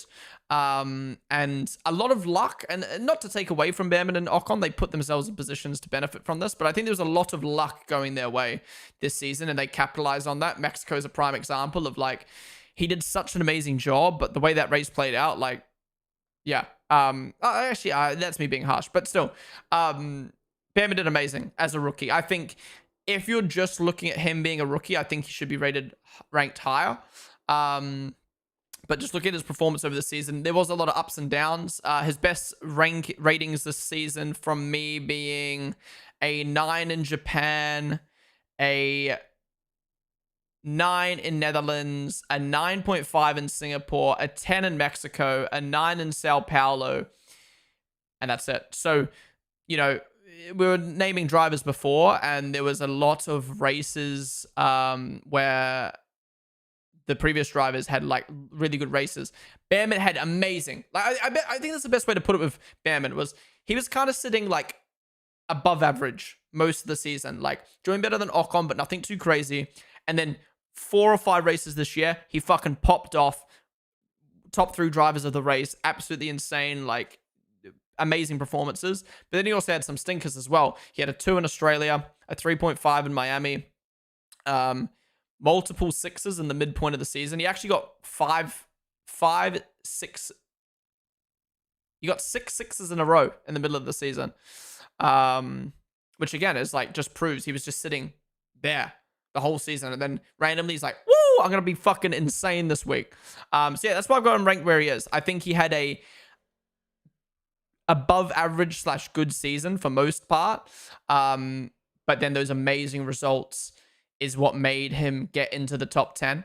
But yeah, I haven't got him above the drivers I've named above because of a few different reasons, which I'll mention when I get to them. To be honest, now reflecting, if I could do one swap right now, looking at my rankings after speaking about everything I've said today, if I could do one swap, I think I'd swap Ollie with the driver ahead of him who comes up next. I think that's the only I think, yeah, I think I would do that. Anyways, ignore that. We'll talk about that once we get to it. But yeah, I think Ollie even deserves maybe a P9 here. I saw some of you saying he should be even higher than that. I mean, again, there's an argument for that, but I feel like we underestimated the Haas at the start of the season and kind of rated him higher than what he should have been. I think if we look at the season as a whole now, that Haas was actually kind of good. You got him at 7th. Damn, you were roasting me last year for putting Ollie so high. You just didn't see the vision yet. You didn't see the vision. Ollie should be the 3rd best driver this season. What the hell, bro? Easiest 7 of my life. Alex got to be 9. Albon over Behrman is a bit controversial. Haas had a good midfield car. I think there's some recency bias with late seasons from Behrman. Yeah, that as well. I think the start of the season, we thought the Haas was worse than what it was. And I think there's a lot of recency bias when it comes to Ollie. I think some people, for people who don't know, by the way, on my stream the last 4 days, we've been watching all the highlights back. And I also do driver ratings over the course of the entire season. So I really don't like to look at recency bias. I you know, even though it was painful to do, I looked at every single highlight to like fully refresh the season. So while some of you might have only been remembering the last few races, I'm remembering the whole season. And I just don't think Behrman goes above the other drivers above him. Yeah. Can you say 6 again? The accent sounds cool. No, I hate saying 6 as a Kiwi. Where did you rank him last year when he threw races? I actually can't remember. 11th? I actually don't know. Albon, yeah, those 3 races were banging. But Ollie has been good, to be honest. But he's also had his bad moments. But overall, he has a very fast drive without much consistency. So yeah, 10 is deserved. All right, majority, you giving him a 7 out of 10. His average rating was a 6.5. But again, I'd happily bump that up to a 7 for being a rookie. Anna Peelies, thank you for the follow. Saw someone put Lando at 10th best. Okay, they're trolling. Jaden is a worm. Thank you for the follow. All right, we move on to P9. Who do you think I've got in P9? I'm not going to lie. I would swap P9 and P10 now. If I had to do one change on my list after everything we've spoken about today and hearing your guys' thoughts, I think I'd swap P9 and P10. Other than that, I'm happy with the rest of my list, to be honest. Albon, Alex, Carlos, Albon, Alonso, Alex, Sainz, Albon, Carlitos, Sainz, Albon, Max. Okay. And P9, I have got Alex Albon. Now, I ain't gonna lie. Before I looked at my average driver rating for Albon, I actually had Albon ranked 3 positions higher, 2 positions higher, I think. I had him above Sainz, and I had him above. No, I just had him above Sainz. Yeah, I had him above Sainz. But then I looked at his average driver rating, and because for me, this was the thing, right? I was looking at everyone's rankings, and I saw them have Sainz above Albon. I was like, are people stupid? Recency bias much. And also, Sainz's points all came from a couple of races where he got podiums, whereas Albon was more consistent this season. But then I looked at the average driver rating, and Albon got an average driver rating of 5.98, and Sainz got an average driver rating of 6.02. So they're very close. So for me, the way I decided Behrman, Albon, and Sainz in my rankings was Albon had a more consistent season than Sainz, but I think, again, those 2 podiums to me just edge him above Albon. And I think also Albon had bigger lows than Sainz. Well, Sainz struggled a little with the car. Albon had a lot of moments where I'm like, what are you doing? And to be honest, the Williams was weird because one race, Sainz would be fucking getting a podium and Albon would be going out in Q1. And the next race, Albon would be fucking heavily up in the points and Sainz is out in Q1. They were really, you could almost argue they were inconsistent, but their highs were very high. You could argue that's because of the car. But yeah, again, if I could redo my rankings, I would put Albon below Behrman after everything we spoke about today. But yeah, it's really interesting. I'm seeing a lot of people saying Albon should be higher than Sainz. I'm seeing people saying Behrman should be higher than Albon. So again, it's really swappable. I don't think there's, like, don't be wrong. There's definitely some people's rankings you look at and you're like, what are you thinking? Like Autosport. But I don't think it's wrong to put Bamman above Albon. I don't think it's wrong to put Albon above Sainz. But personally, I just weight Sainz's podiums and great results higher than Albon's good results. Because, again, they had such a close average rating this season. But at the end of the day, Albon didn't get 2 podiums. He didn't even get 1. So that's why I've put Sainz above Albon. But yeah, I've got Albon and P9. He finished 8th in the championship. He helped Williams secure 5th in constructors. And at one point of the season, he almost beat Antonelli in... He was almost beating Antonelli in the championship. Albon's best results. He started off the season strong with a 9 in Australia and China and an 8.5 in Japan. He also got a 9 in Miami, a 9 in Emilia-Romagna, an 8 in Belgium, a 9 in Netherlands, a 9 in Italy. And then it completely fell off at the end of the season with a 2, 4, 4, 4, 6.5, 1.5, 4, and 4. So he lost all his goodness in that second half or at the end of the season there. But his start of the season was amazing. But what I will say about Albon, though, is some people might say, oh, that's recency bias, you putting him below Sainz. But I do think at the start of the season, we were going, wow, Albon, you're putting that car best of the rest. That's fucking insane what you're doing with that Williams. But now looking back, I think what he was achieving was what the Williams should have been achieving at that point in the season. So, you know,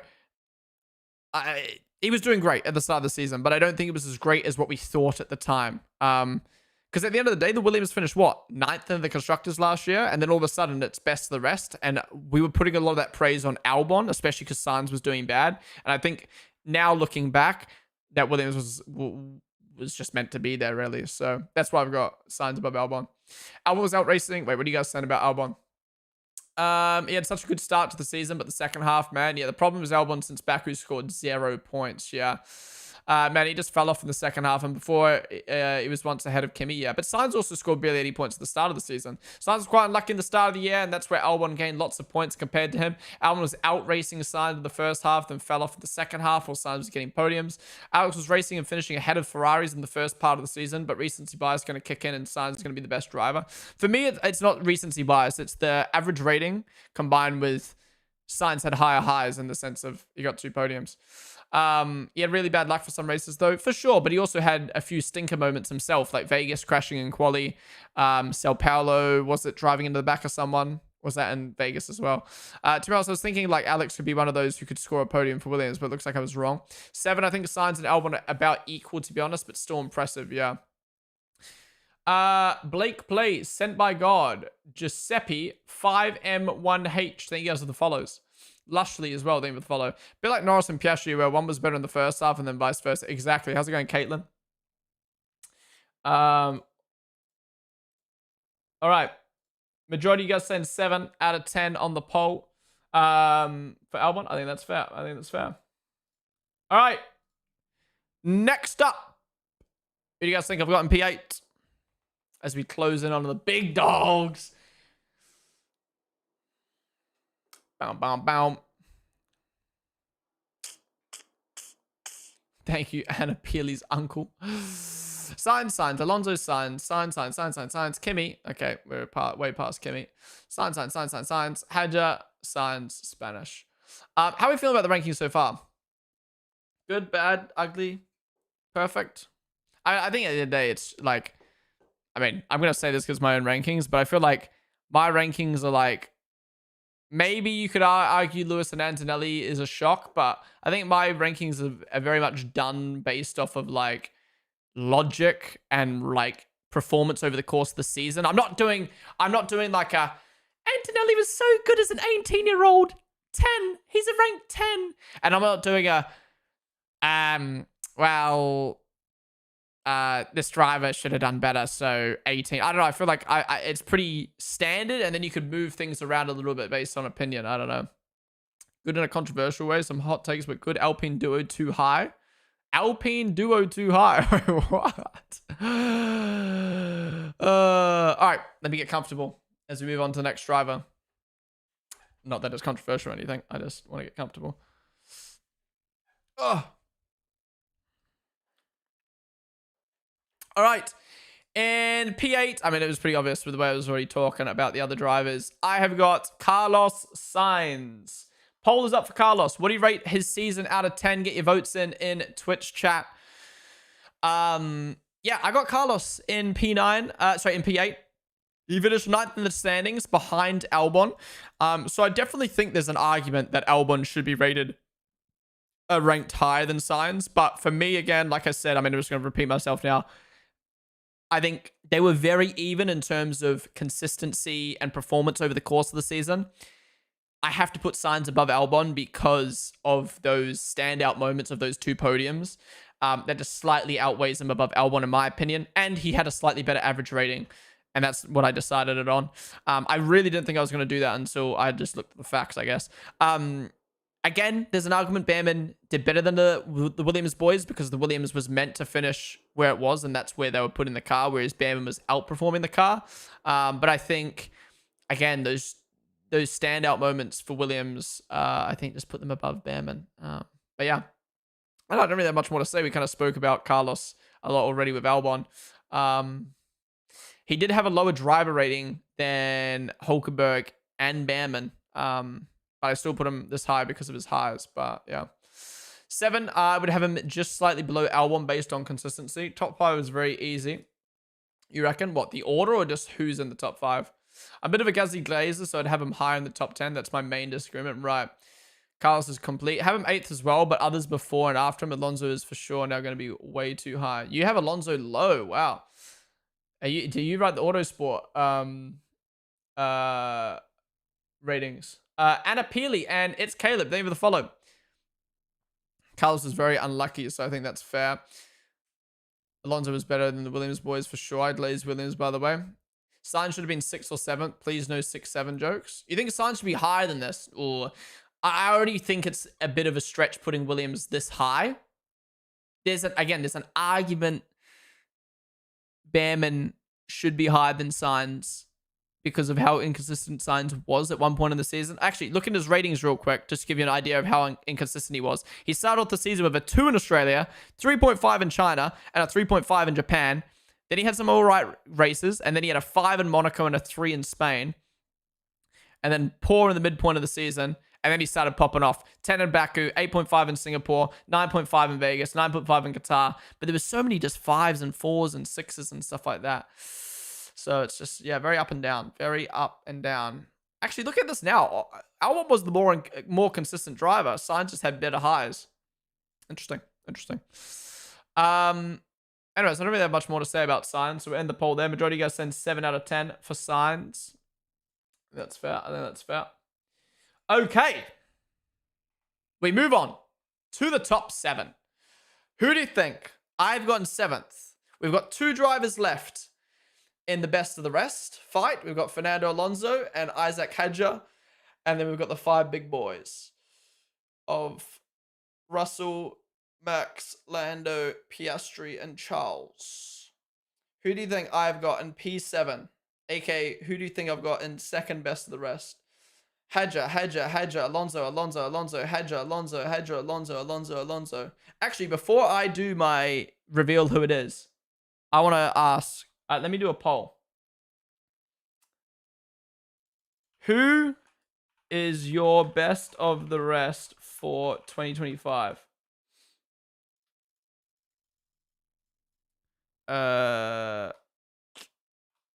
Fernando Alonso, Isaac Hadjar, someone else. All right. 1 for Fernando Alonso, 2 for Isaac Hadjar, 3 for someone else. Who is your best of the rest of the season?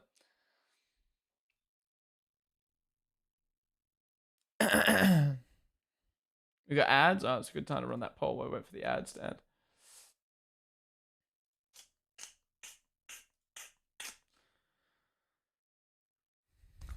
That's actually another good point from Jackson Rodriguez in YouTube chat. Albon was in the team for years, so Sainz coming in, it's fair to rate him higher. Fair. Can you make a YouTube channel of most of the lives? I do have a YouTube channel, Fatty, or Fatima. Search Ponden on YouTube. I am live right now on YouTube, actually, with it. And all my previous YouTube streams that. So one plays too high, I reckon. Wow, look how tight that is. 46% of you say Hadja, 30% of you say Alonso, 23% say someone else. Who would you have in someone else? Who would you have as someone else for the people who voted 3? Who would it be? Ollie? Hulk? Sainz? Albon? Who would be your best arrest? Best arrest meaning anyone that isn't Merc, Red Bull, Ferrari, or McLaren. Who are the 3 voters? I'm going to call you out individually. Oh, I can't. Signs. Win the poll there. That's interesting, though. All right, 55% of you say Hadja. Have I got Hadja as best of the rest? All right. In P7, in second best the rest, I have got my rookie of the year, Isaac Hadjar. Get your votes in on the poll. What do you rate Isaac Hadjar's season out of 10? So, I've got Fernando Alonso as best of the rest. We'll talk about Alonso in a second, but let's talk about Hadjar first. So, Hadjar, I cannot believe how good this man was this season. For people who don't know, because you might just watch Formula 1, Hadjar was always a decent driver in F3 and F2. He was good, but he was never like a big name. He was never a Piastri. He wasn't a Fornaroli. He wasn't a Charles Leclerc, George Russell. He wasn't any of these big names. He wasn't even on the radar like Liam was or Yuki was. He was just kind of there. And Red Bull decided to take a shot with him after doing their whole fuckery of Nick de Vries and Daniel Ricciardo. And he was so surprisingly good from his on-track performances to his consistency, to his attitude, to his marketability. Honestly, he has been such a great addition to the sport. And he's my rookie of the year for many reasons. So yeah, he obviously started off with a stinker in Australia with a 2 out of 10. But he got a 9.5 in Japan. He had a 7 in China, just to show his consistency, right? 7 in China, 9.5 in Japan, 8 in Saudi, 8 in Miami, 7.5 in Imola, 10 in Monaco, 9 in Spain, 7.5 in Belgium, 10 in the Netherlands with his first podium in his rookie season, and 8 in Italy, 7.5 in Singapore, 8.5 in Sao Paulo, 8.5 in Vegas, and a 7.5 in Qatar. I would say that's like 70% of the races this season. He had a rating of a 7 or higher, which goes to show how not only consistent he was, but consistently high performing he was. Now, he did have some stinkers, such as Australia crashing on the out lap. That was formation lap. That was really bad. He also had a 2.5 in the United States, a 3 in Britain, and that's it. A 2 in Australia, a 3 in Britain, and a 2.5 in the United States, with his only 3 low-rated Grand Prix. The rest were average or better. Yeah, I think that's... I think you're crazy if you put... In my opinion, like, I really... Like, obviously, everyone's got their different opinion, but I really think if you don't have Isaac Hadjar as your Rookie of the Year, like...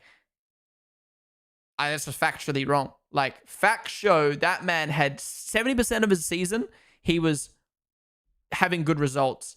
And when he wasn't having good results, he was at least average. With only a very small handful, 3 races, where he was below average.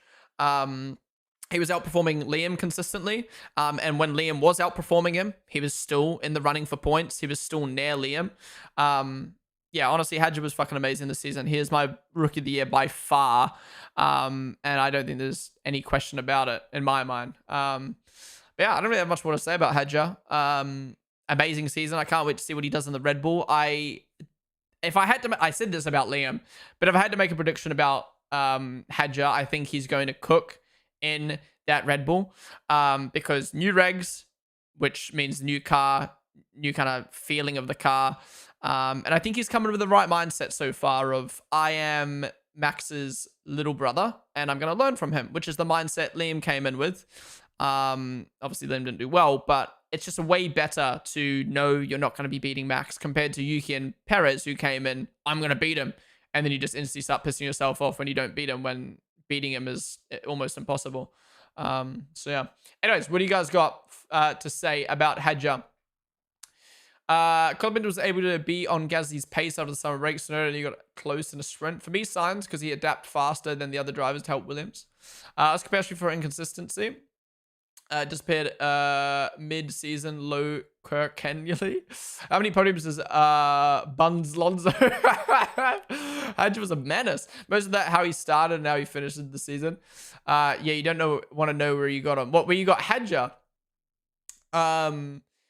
Sacrificing Checo was worth it. But at the beginning of the season, I thought he was a crybaby. Low Kirk Henry could be a Bearman as rookie of the year. I just don't think he was as consistent as Hadja. But you could argue the V-Cub was a better car. Still bottled, only their car deserve a championship. Neither Lando or Oscar. What are you guys talking about? The drivers ahead already. I hope Red Bull fixes itself when he gets there. Yeah, honestly, what is the alternate universe where Perez was at Racing Bulls in 2025?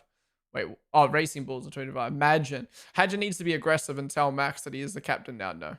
He went so under the radar, like nobody expected anything, but he was the best rookie, especially after crashing on the formation lap. It was like, oh no, another rookie that can't handle the pressure. Not on a Helmut Marko level of like, quit crying, kid, you're a pussy. But like, oh, he's crashed on the formation lap. That's a Red Bull second. That's a Red Bull Junior thing to do. And then he completely turned it around. His Hadja ranking was probs the worst. Really? Damn. All right. I don't think there's much more to say about Hadja. He just fucking smashed it this year. 8 out of 10. His average rating was a 6.69, but I would give him an 8 out of 10. Obviously, the ratings have to balance out. And yeah, I think he was a solid driver this season. All right. In P6, who do you think I've got? Albert, David the follow. IB drivers fumbled that car. Should have been best of the rest instead of Williams. Ooh. I agree they should have been more clear of Aston. But I don't think they should have been beating Williams because I think Williams should have done better. Williams should have had both their drivers in the points every single week. But instead, they only had one driver in the points every single week. How many times? Someone do the math. How many times did Williams get double points finish? It felt like 0. It honestly felt like 0. It felt like they only had one driver in the points every week. And that's why I feel like, yes, V-Carb should have been closer to Williams, but Williams should have been way further up. 3 times? Like, that's crazy. 3 times the best of the rest car finished in the points together. Like, that goes to show how inconsistent the Williams drivers were. But I do agree, the V-Cubs also could have done a better job. Whenever one Williams driver did well, the other did terrible, yeah. All right, in P6, it is the final driver of the best of the rest.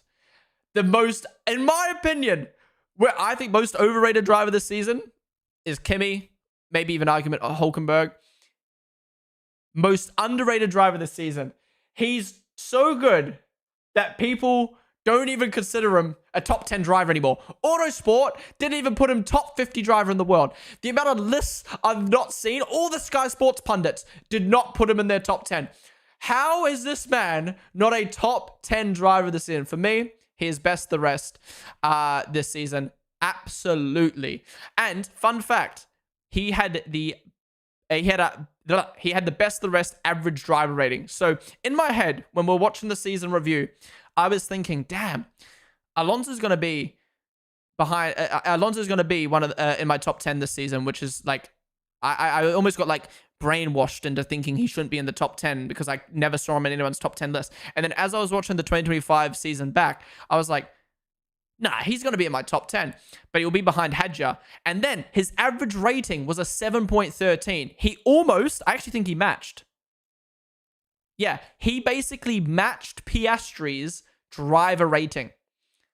Alonso in an Aston Martin basically matched Piastri's driver rating of the season. So for me, that's why I put him above Hadja, and that's why I put him as best of the rest in my rankings.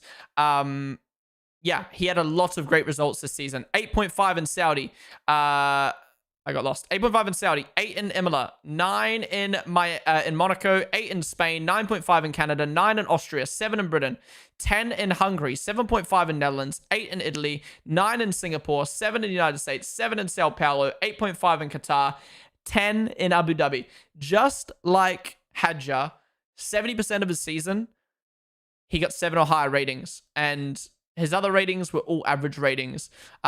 He had a 3 in Australia because he crashed. He had a 4 in China because something happened. And that's it. That's the only 2 ratings he had below 4. Every other rating he had above 4. Every other rating he had above 5, actually. other than Bahrain. He got a 4.5. He was just so consistent. 3.5 in Belgium. Whatever happened there. Yeah, honestly, Alonso was so consistent this season. It actually sucks to see the F1 fan base not put him in their top 10 because,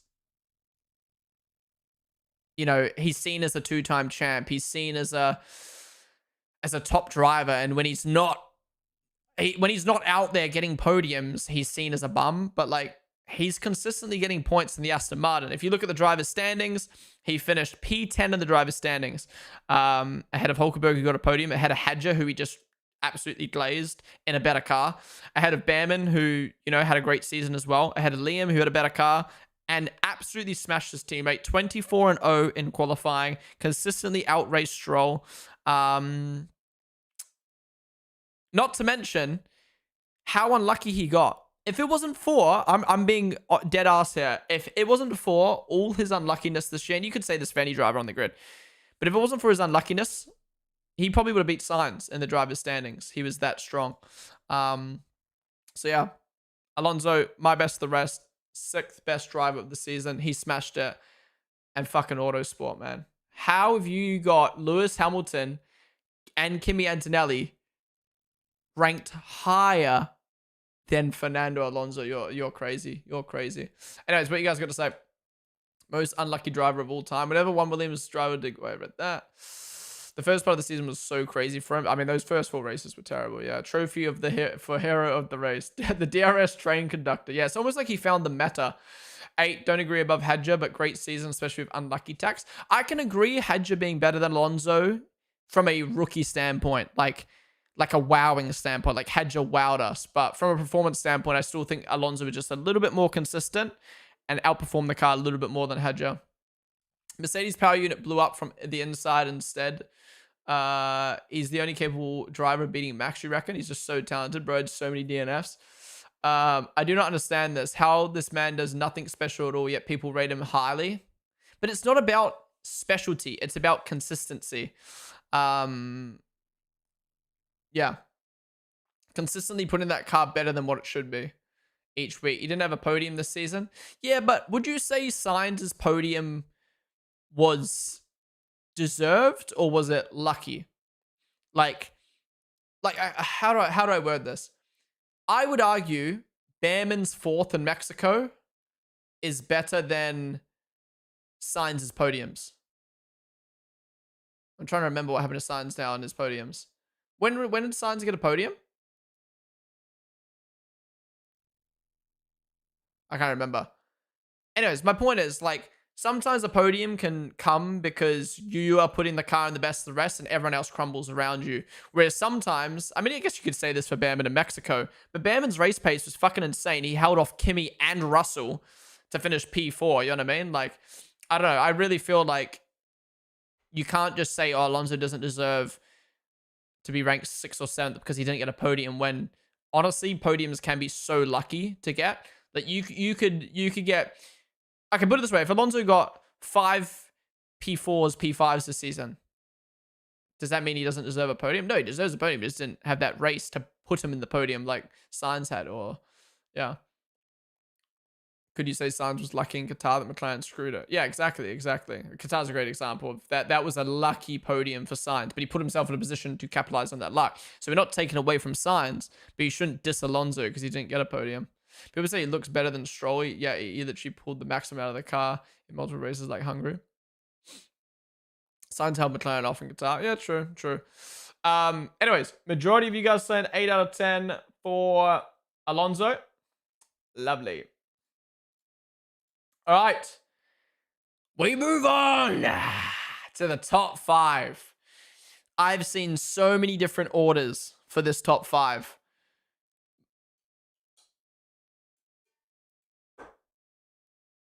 What is my order going to be? Who do you think I have got in P5?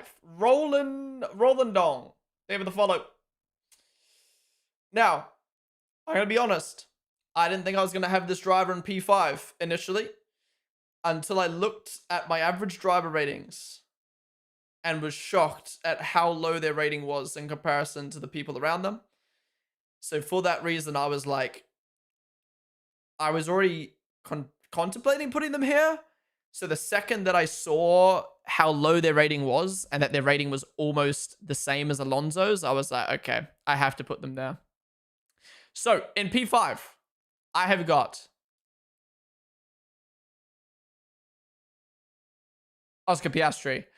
And it sucks, man. It sucks. With how strong this man's season started, he should not be here. And again, I was going to put him in P4.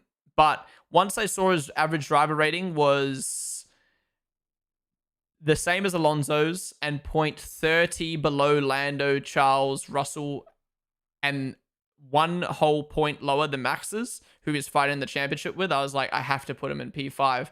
Now, look, Piastri started off the season amazingly. 9.5 in China, a 7 in Japan, a 10 in Bahrain, 9.5 in Saudi, 9 in Miami, 10 in Spain, 8.5 in Austria, 8 in Britain, 9 in Belgium, 10 in Netherlands, multiple other 7s. That end of the season was so rough. But I think for me is someone made a really good point when we're watching the season reviews is at the start of the season, Lando would make a mistake in qualifying, but he'd still qualify P3. He would make a mistake in the race, but he'd still recover and finish in the points, right? Whereas Piastri was beating Lando consistently at the start of the season, but at the end of the season, it was off the podium. How many races did he go without a podium? 8 races? 9 races without a podium? Multiple races without a podium. Multiple races finishing behind a Ferrari, behind a Mercedes. And when you compare Lando and Piastri's season in that sense, it was kind of like when Piastri was here, Lando was here. But when Lando was here, Piastri was down here. Like at the start of the season, we were criticizing Lando because he was 1/10 behind Piastri. He was 1 position behind Piastri. But at the end of the year, Piastri was getting out-qualified by 3-4 tenths by Lando. He was finishing 3-4 positions lower than Lando. So, yeah, you do have that argument that Piastri was good at the start of the season, but Lando was near him. Piastri was nowhere at the end of the year. And I think for me, that's where it goes to show the consistency. And at the end of the day, he had the fastest car and finished P3 behind Max Verstappen in the championship. And I think between Max, Lando, and Oscar, he was the one with the least amount of unluckiness. Yes, he got unlucky in Australia. Well, no, he didn't get unlucky in Australia. He drove off the track in the wet. Yes, he had to give the position back in Monza, but it was 3 points. Yes, he got the penalty in Silverstone, but that's his fault. Yes, he got the DSQ in Vegas. That's fair enough, but he was still like so low down in Vegas anyway. In terms of performance in an illegal car, by the way. Yeah, he was the least unlucky, and he still would have finished. He would have finished much lower than Lando and Max in the championship if it wasn't for them being so unlucky. So yeah, it's a shame, really. It's really a shame. If I had to, Piastri would have been. I think I ranked him 2nd in my mid-season driver ranking. So for him to drop from 2nd down to 5th is kind of crazy, but. What a fall off, man. What a fall off. Excuse me.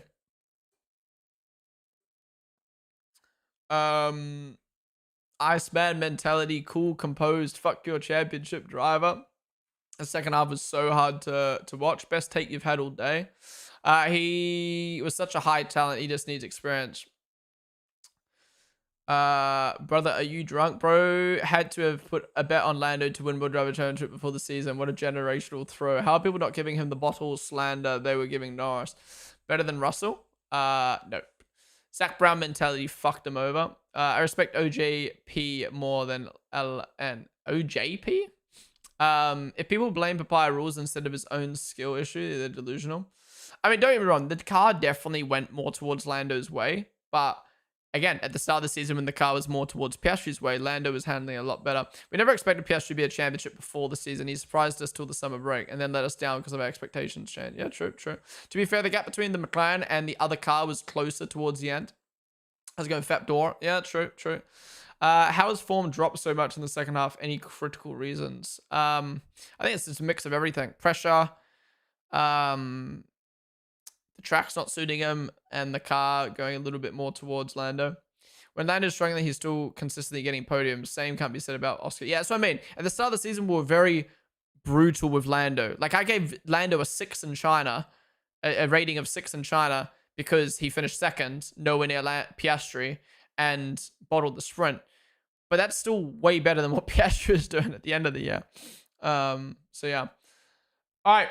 Majority of you guys sent an 8 out of 10 season for Piastri. I would agree. I think it was an 8 out of 10. I mean, maybe it was worse than Alonso and Hadjar in terms of performance, maybe, consistency, maybe. But at the end of the day, he was in a fight. He had a lot more pressure. He had a lot more.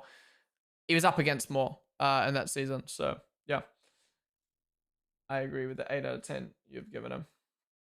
All right, this is how my rankings look at the moment. All right, who do you think I've got in P4?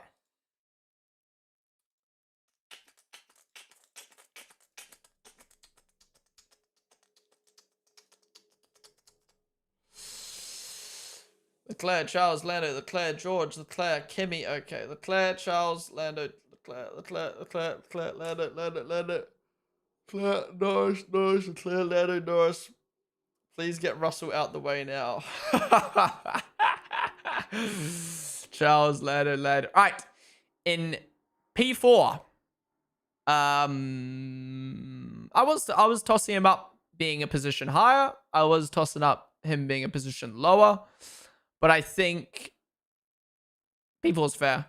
P4, I've got Charles Leclerc. Yeah, I think similar to... Who was the driver we were talking about earlier? Who was it I was talking about earlier? Was it Behrman? I can't remember what driver I was talking about earlier. But I think Leclerc, there's an argument he was better than this, but he was limited by his car. And we can't live in fairyland. We can't be, if Charles was in the McLaren, if Charles was in the Merc, if Charles, if, and rank him higher. At the end of the day, I don't think you can put Charles higher than Lando, George, or Max, because he didn't have the car to prove himself. But what he did prove to us this year is that in a dog shit fucking tractor, he was outclassing his teammate consistently in qualifying. Race pace was solid. I think he could improve on the race pace after seeing what Lewis could do. But he was very consistent. In saying that, he did have some low moments. So Charles had a 9 in Japan, 9 in Bahrain, 9.5 in Saudi, 8 in Imola, 9.5 in Monaco, 9 in Spain, 9 in Austria, 10 in Belgium, 9 in Hungary, 9 in Italy, 8.5 in the United States, 8.5 in Mexico City, 7.5 Sao Paulo, 7.5 Vegas, 7.5 Qatar, 9.5 Abu Dhabi. I mean, that's like 80% of his races this season was 7.5 or higher. He did his worst weekends being a 2.5 in Silverstone, wet weather, just couldn't drive, and a 3 in Azerbaijan. Other than that, he only had 2 races where he was ranked below 5. I think this goes to show how consistent Charles was to be getting those results in a fucking tractor. And again, his teammate was struggling. And I think I've said this all year, but the Ferrari's problem for winning a championship, what's stopping them is their car and their team. But what stopped them this year from getting higher in the constructors was Lewis. It had nothing to do with Charles. And I think Charles did everything he needed to in that Ferrari this year. I don't think Charles should have beaten Russell in the championship. So he's finished exactly where he should in the standings. And I think he brought in enough points to put them in the fight in the constructors. He beat Kimi Antonelli. You know, obviously Kimi's a rookie, but Kimi was in a better car. He got multiple podiums. He also got a pole in Hungary. I think he had an amazing season. Now, I'm not ranking him higher than this, again, because he was limited. 100%, I think if Charles was in the McLaren, he wins the championship. 100%, I think if he's in the Mercedes, he matches George Russell. 100% if the Ferrari was better, he would be in that fight. But we can't sit in fairyland and rank him higher than this with an if. Because at the end of the day, there was a championship fight and there were better cars on the grid and they were able to prove themselves and Charles just wasn't. So naturally, he's just limited to 4th in my rankings. But he got a 7.63 rating. He actually did get a higher driver rating than Lando. So that's where I'm saying there was an argument to rate Charles higher than Lando. But the reason I didn't rate Charles higher is because at the end of the day, I do think we were very harsh on Lando at the start of the season. You know, if he qualified P2, 1 position behind his teammate, I'd give him a low rating. If he finished 1 position behind Piastri in the race, I'd give him a low rating. Whereas looking at the end of the season, we saw how a P2 behind your teammate isn't actually that bad. So I do think Lando's rating was kind of a bit more harsher at the start of the year in comparison to looking back. Anyways, what are you guys going to say about Charles? We are Charles Leclerc. We are Charles Leclerc. Okay, you guys are trolling. He blasted Hamilton this season. I think that's fair, pretty consistent, but had bad performances like Silverstone. My mum had balls. She would be my dad, is what Max said exactly. I just remember watching his Silverstone stinker from the grandstand. I was baffled. It was a quali championship. If he was in a leading car, he'd be champion. True. That's a really good way to put it. Bro, come on, he's done better with the tractor than George did in that Merc. I disagree. It was another 2020 season from him where he just demolished his teammate. John Elker would disagree with you. Leclerc is difficult to rate, I think. Have to agree with 4th as well. He did a lot, 100% right, but you couldn't do anything exceptional. Exactly, he's just limited. Fro is worse to drive than the Red Bull in the second half of the season. I believe that Charles is one of the few drivers who can be fast in that second Red Bull car because I think his driver style is close to me. I agree. Lump car from the stream. Lewis still finished just 1 place behind in the championship, and he had him where? Yeah, but the Ferrari was a step above the Williams in the championship. Sorry, in the car pecking order. So Lewis was always safe in that position. I think you got to look at driver ratings based off of the car performance. And I think if you put Lewis in a midfield car, he finishes low down the championship this year. I think if you put him in the McLaren, I think he finishes lower than Piastri. Like, yeah. The only driver that can beat Max on consistent base, he wouldn't beat him over a year, though. Not consistent enough. Higher than Hamilton. Yes, Leclerc is higher than Hamilton. How's it going, Kirkus? Welcome to the stream. Ferrari objective this year was to give Fabio depression. Lewis beat Kimi. I think you were harsh on him. That's true. That is true. But I think, again, I looked more at the peak results rather than the standings in that sense. Especially considering Lewis was the one that cost Ferrari the constructors. It wasn't Kimi that cost it for Mercedes. All right, majority of you guys saying 8 and 9, so an 8.5, I'd say. Fair rating for Charles. Fair rating. All right, we move to the top 3. Who do you guys think I've got in 3rd?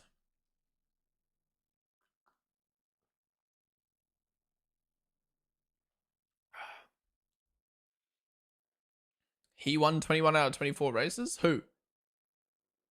Oh, you're talking about Max in 23? Porridge, Lando, Russell, George, Lando, Russell.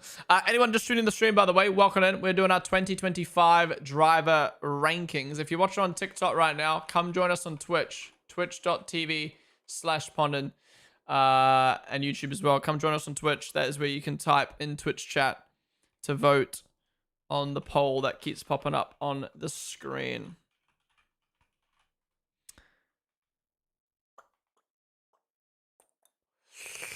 Ethan, Toxic Predator, welcome to the stream, guys. All right, in P3, I have got, again, there's an argument he could be ranked 1 lower. I think there's an argument he could be ranked 1 higher, but I've got him ranked here. I've got the world champ, Lando Norris. Yeah, he had an average rating of 7.44, which was better than his teammate, but it was lower than Charles Leclerc. So, it was lower than his team. It was lower than Charles Leclerc, and the reason why I bumped him above Charles Leclerc is because I think ultimately at the end of the day, ultimately Lando wasn't a championship fight. There was more pressure. There was more on to play for.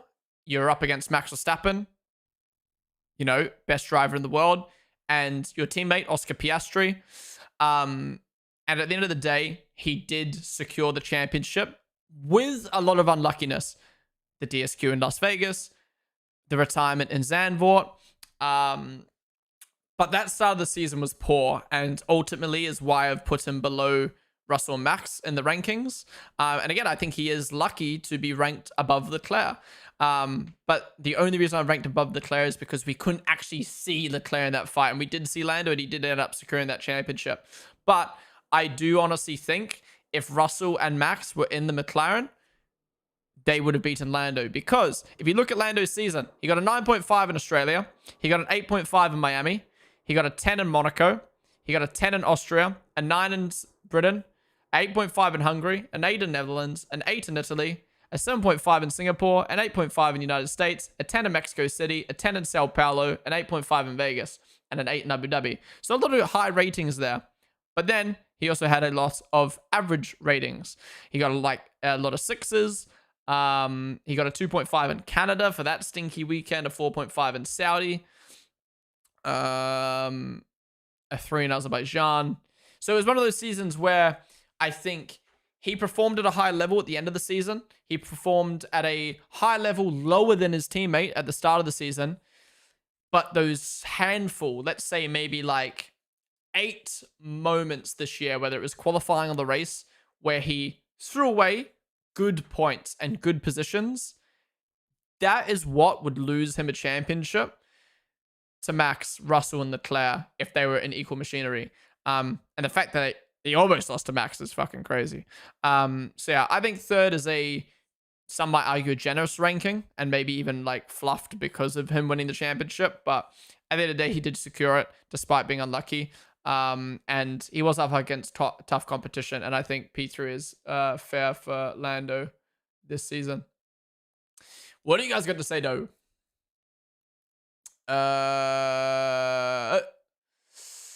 Thank you, ads. Oh, fuck, that's annoying. Time for ads. I think he'd be P2. Wait, why is Russell above Norris? We'll get to that in a sec. Average, if you sum it up throughout the season. Fastest car, but didn't really delivered thanks to the car and the team rules that got him the wins. I would have put Russell third, Leclerc second, Max first. Interesting. Made so many mistakes, yet won the damn thing anyway. Dang, how the fuck are you not going to put the world fucking champ at least top 2? Straight D1 Max Verstappen Blazer.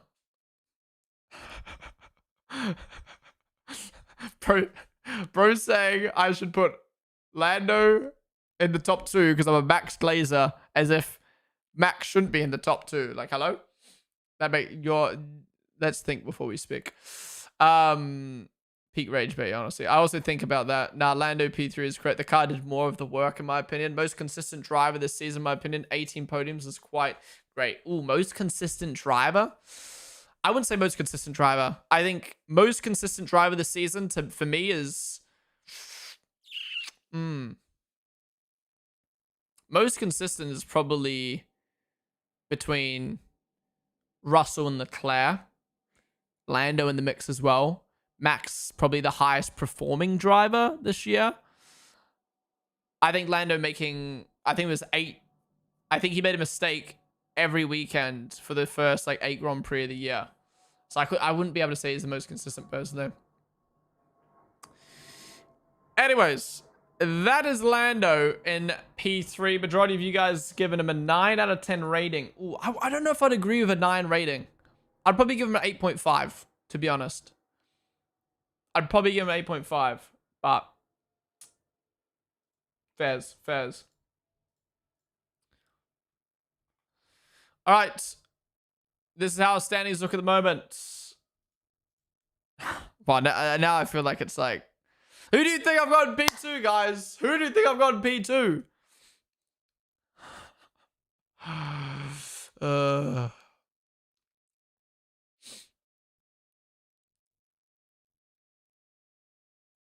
All right. In P2, surprisingly, I've got George Russell, Mr. Sleeper Build himself. It's funny. I always thought I was going to put George Russell as P2 in my rankings. But I was very like, am I just glazing him? Am I being too harsh on the McLaren boys? And then I saw a lot of people putting Russell in P2. So I was like, okay, I'm not being weird then. Russell had another phenomenal season. He's what Max was a few years ago in the sense of like very consistent, very aggressive, very high performing, to the point where, once he's got a championship car beneath him, he is going to fight for it and win it, in my opinion. Anyways, George Russell, he had the second highest average driver rating from me this year. Much higher, actually, than the McLaren boys. Yeah, 0.4 higher than Lando, 0.7 higher than Russell. Than Piastri, and 0.20 higher than Leclerc, which goes to show his consistency. Ready for it? 9 in Australia, 9.5 in China, 10 in Bahrain, 7.5 in Japan, 7.5 in Saudi, 7 Miami, 7 Imola, 8.5 Spain, 10 in Canada, 7.5 Austria, 7 Belgium, 9 in Hungary, 8 in Netherlands, 8 in Italy, 9 in Baku, 10 in Singapore, 7 in Sao Paulo, 9 in Vegas, 8 in Qatar, 7 in Abu Dhabi. Every other rating was 6 or higher other than Monaco and Silverstone. Only 2 races he didn't get a 6 or higher. Monaco, where, to be fair, his car broke down in quali. So then he started outside the points, and then he was stuck in the Liam and Alonso train. So to be fair, that ranking is only low because we have no clue where he would have finished if his engine didn't blow up. And then Silverstone, what even happened to him in Silverstone? I don't even know. Either way, he got 6 or higher in every single Grand Prix, and most of them were 7, 8s, and 9s and 10s. He was so consistent this year. Yes, that Mercedes was better than the Ferrari, absolutely, but that's why he finished 80 points ahead of Leclerc in the championship. He also finished 169 points ahead of his teammate, and he demolished Kimi in the qualifying and race head-to-head. Now, don't get me wrong, Kimi was a rookie. Russell was always going to do that. But for how much people are glazing Kimi's season, I think it goes to show how good Russell was, that whilst Bortoletto had a sniff of Hulkenberg, Behrman outperformed Ocon, Hadjar outperformed Liam, Russell was just demolishing Kimi and not giving him anything to work with. Yeah, there's not much more really to say about Russell. He was so consistent this season. 100% would have been in the championship fight if he was in a McLaren. And yeah, got, was it 2 race wins? Pole position. Beautiful stuff from Russell. What do you guys have to say about Russell, though? You hate George Russell? George did have a race-winning car, to be fair. Race-winning car? He had a race that was capable of winning a couple races this year, but he didn't have a race-winning car. Unless the McLarens fell asleep. I don't like him, but he cooked this year. George would have a Russell can be world champion next year. Yeah, it lays him too much. He was getting beaten by Kimi in multiple races. What races? Sao Paulo, yeah.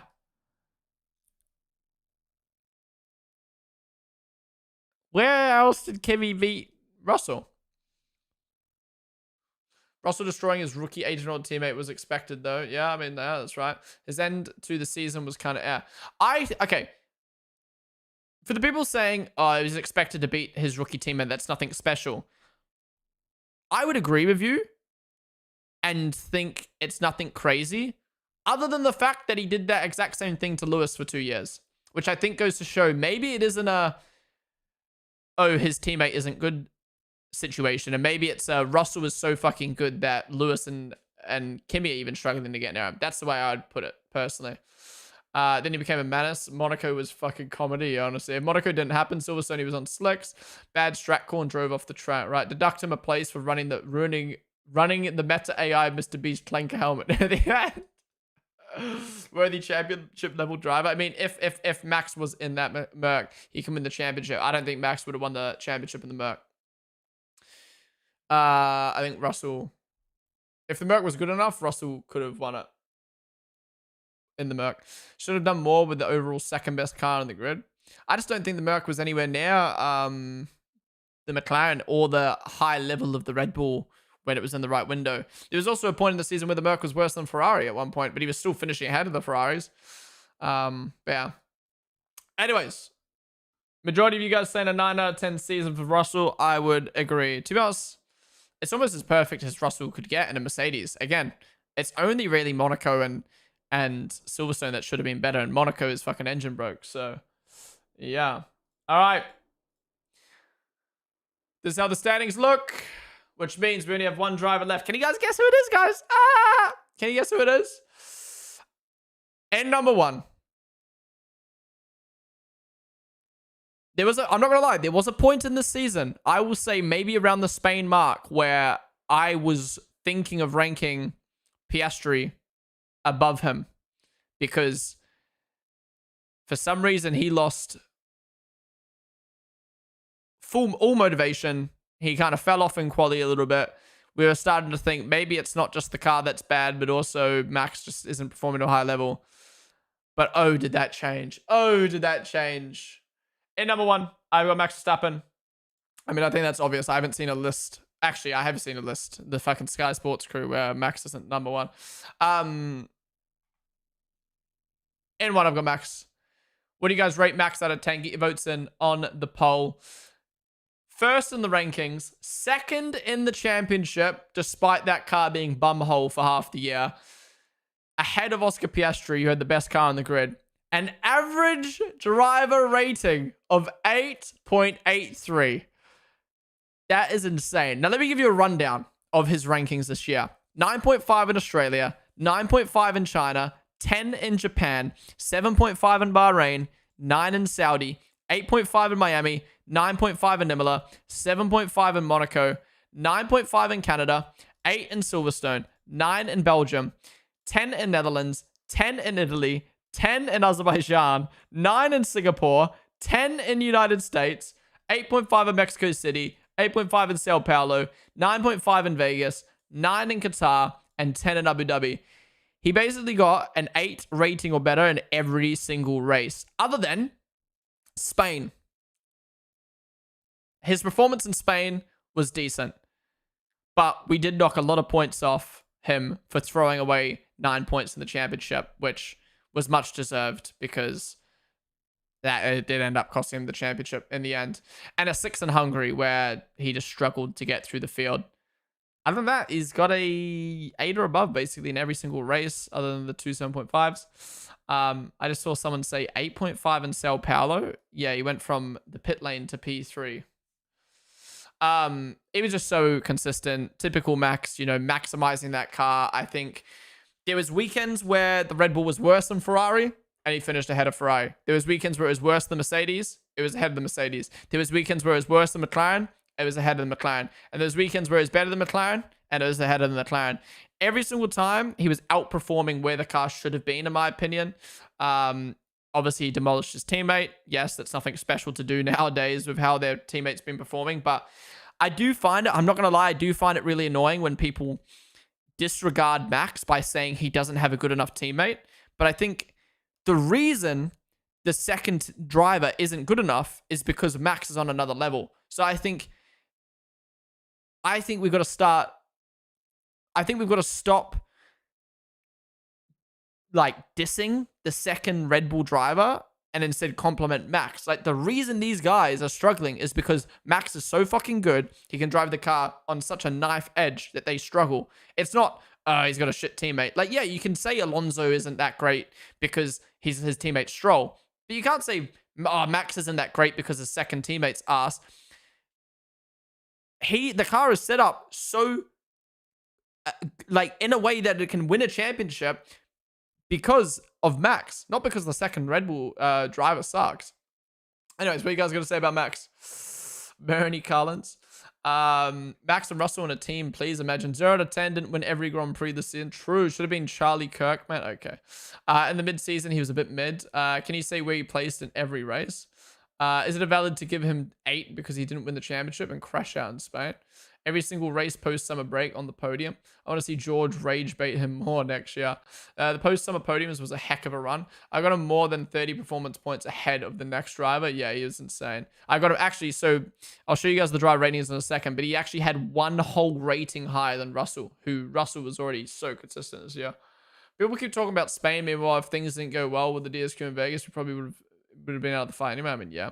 Most wins, most poles, more laps leading the race than McLaren's. Absolutely deserved. I mean, if Max was not in the Red Bull, they're going to struggle. Well, if Perez was trading wins with him before Spain upgrades in 2023, Perez would drive his championship 2026. Max himself has said that this was his best season in F1. Yeah. All right, we're in the poll there. Majority of you guys saying a 10 out of 10 season for Max. I mean, I can't really even think. Like, Max has just been... I mean, Max has been the best driver the last 5 years. He's been top 2 since 2018. Like, he's just insane, man. He's just fucking insane. All right, guys, that wraps up my driver rankings. That is how the rankings look. What do you guys feel? Okay, I want first off, the first question. Who do you disagree with the most on this list? Who do you disagree with the most on this list? And tell me where you think they should be. Lewis, Gasly not in the top 10. Gasly and Kimi. Antonelli. Yeah, once Vettel fell off, Max became top 2 and for me became the best midway through 2020. Stayed up till 5 for this. Hell yeah, Ollivander. Charles, really? Kimi, Stroll, Antonelli, Sainz, back a bit. Kimi. Lewis P18. You disagree with my whole list? Okay. Colapinto was an easy top 5. Piastri versus Leclerc. Okay. Sonoda 1 spot lower, not gonna lie. Antonelli should be top 11. Borderland and Behrman as well. Only swap a couple, but not a big difference. Lawson should be closer to Hadjar. Yeah, there's an argument for that. Lewis the most off from my list, I think. Interesting. Again, I do think there's an argument Lewis should be higher, but I just think these guys all had higher highs than Lewis's highs. And Lewis, honestly, these guys all had higher highs and less lows. Like, Lewis was either terrible or average. Whereas, like, Antonelli was, like, really good or really bad and average. Bortoleto was just average. Hulkenberg was either really good or average.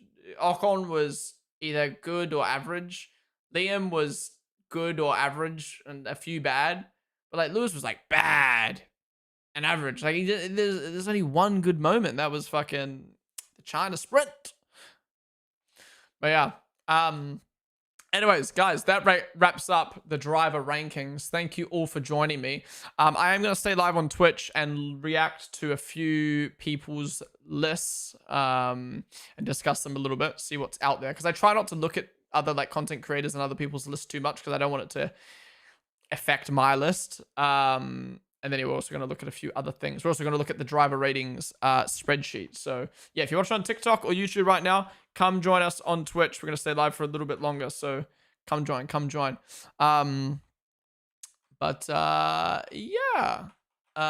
That is it. Thank you guys all for watching. Really do appreciate you joining me for that. Really enjoyed doing the driver ratings this year. It really helped with the driver rankings and the mid-season rankings this year. It's been a lot of fun. We'll do it all again next year. If you enjoyed, be sure to subscribe down below. Be sure to like if you haven't already. But yeah, YouTube. I'll see you guys on the next one. Bye-bye.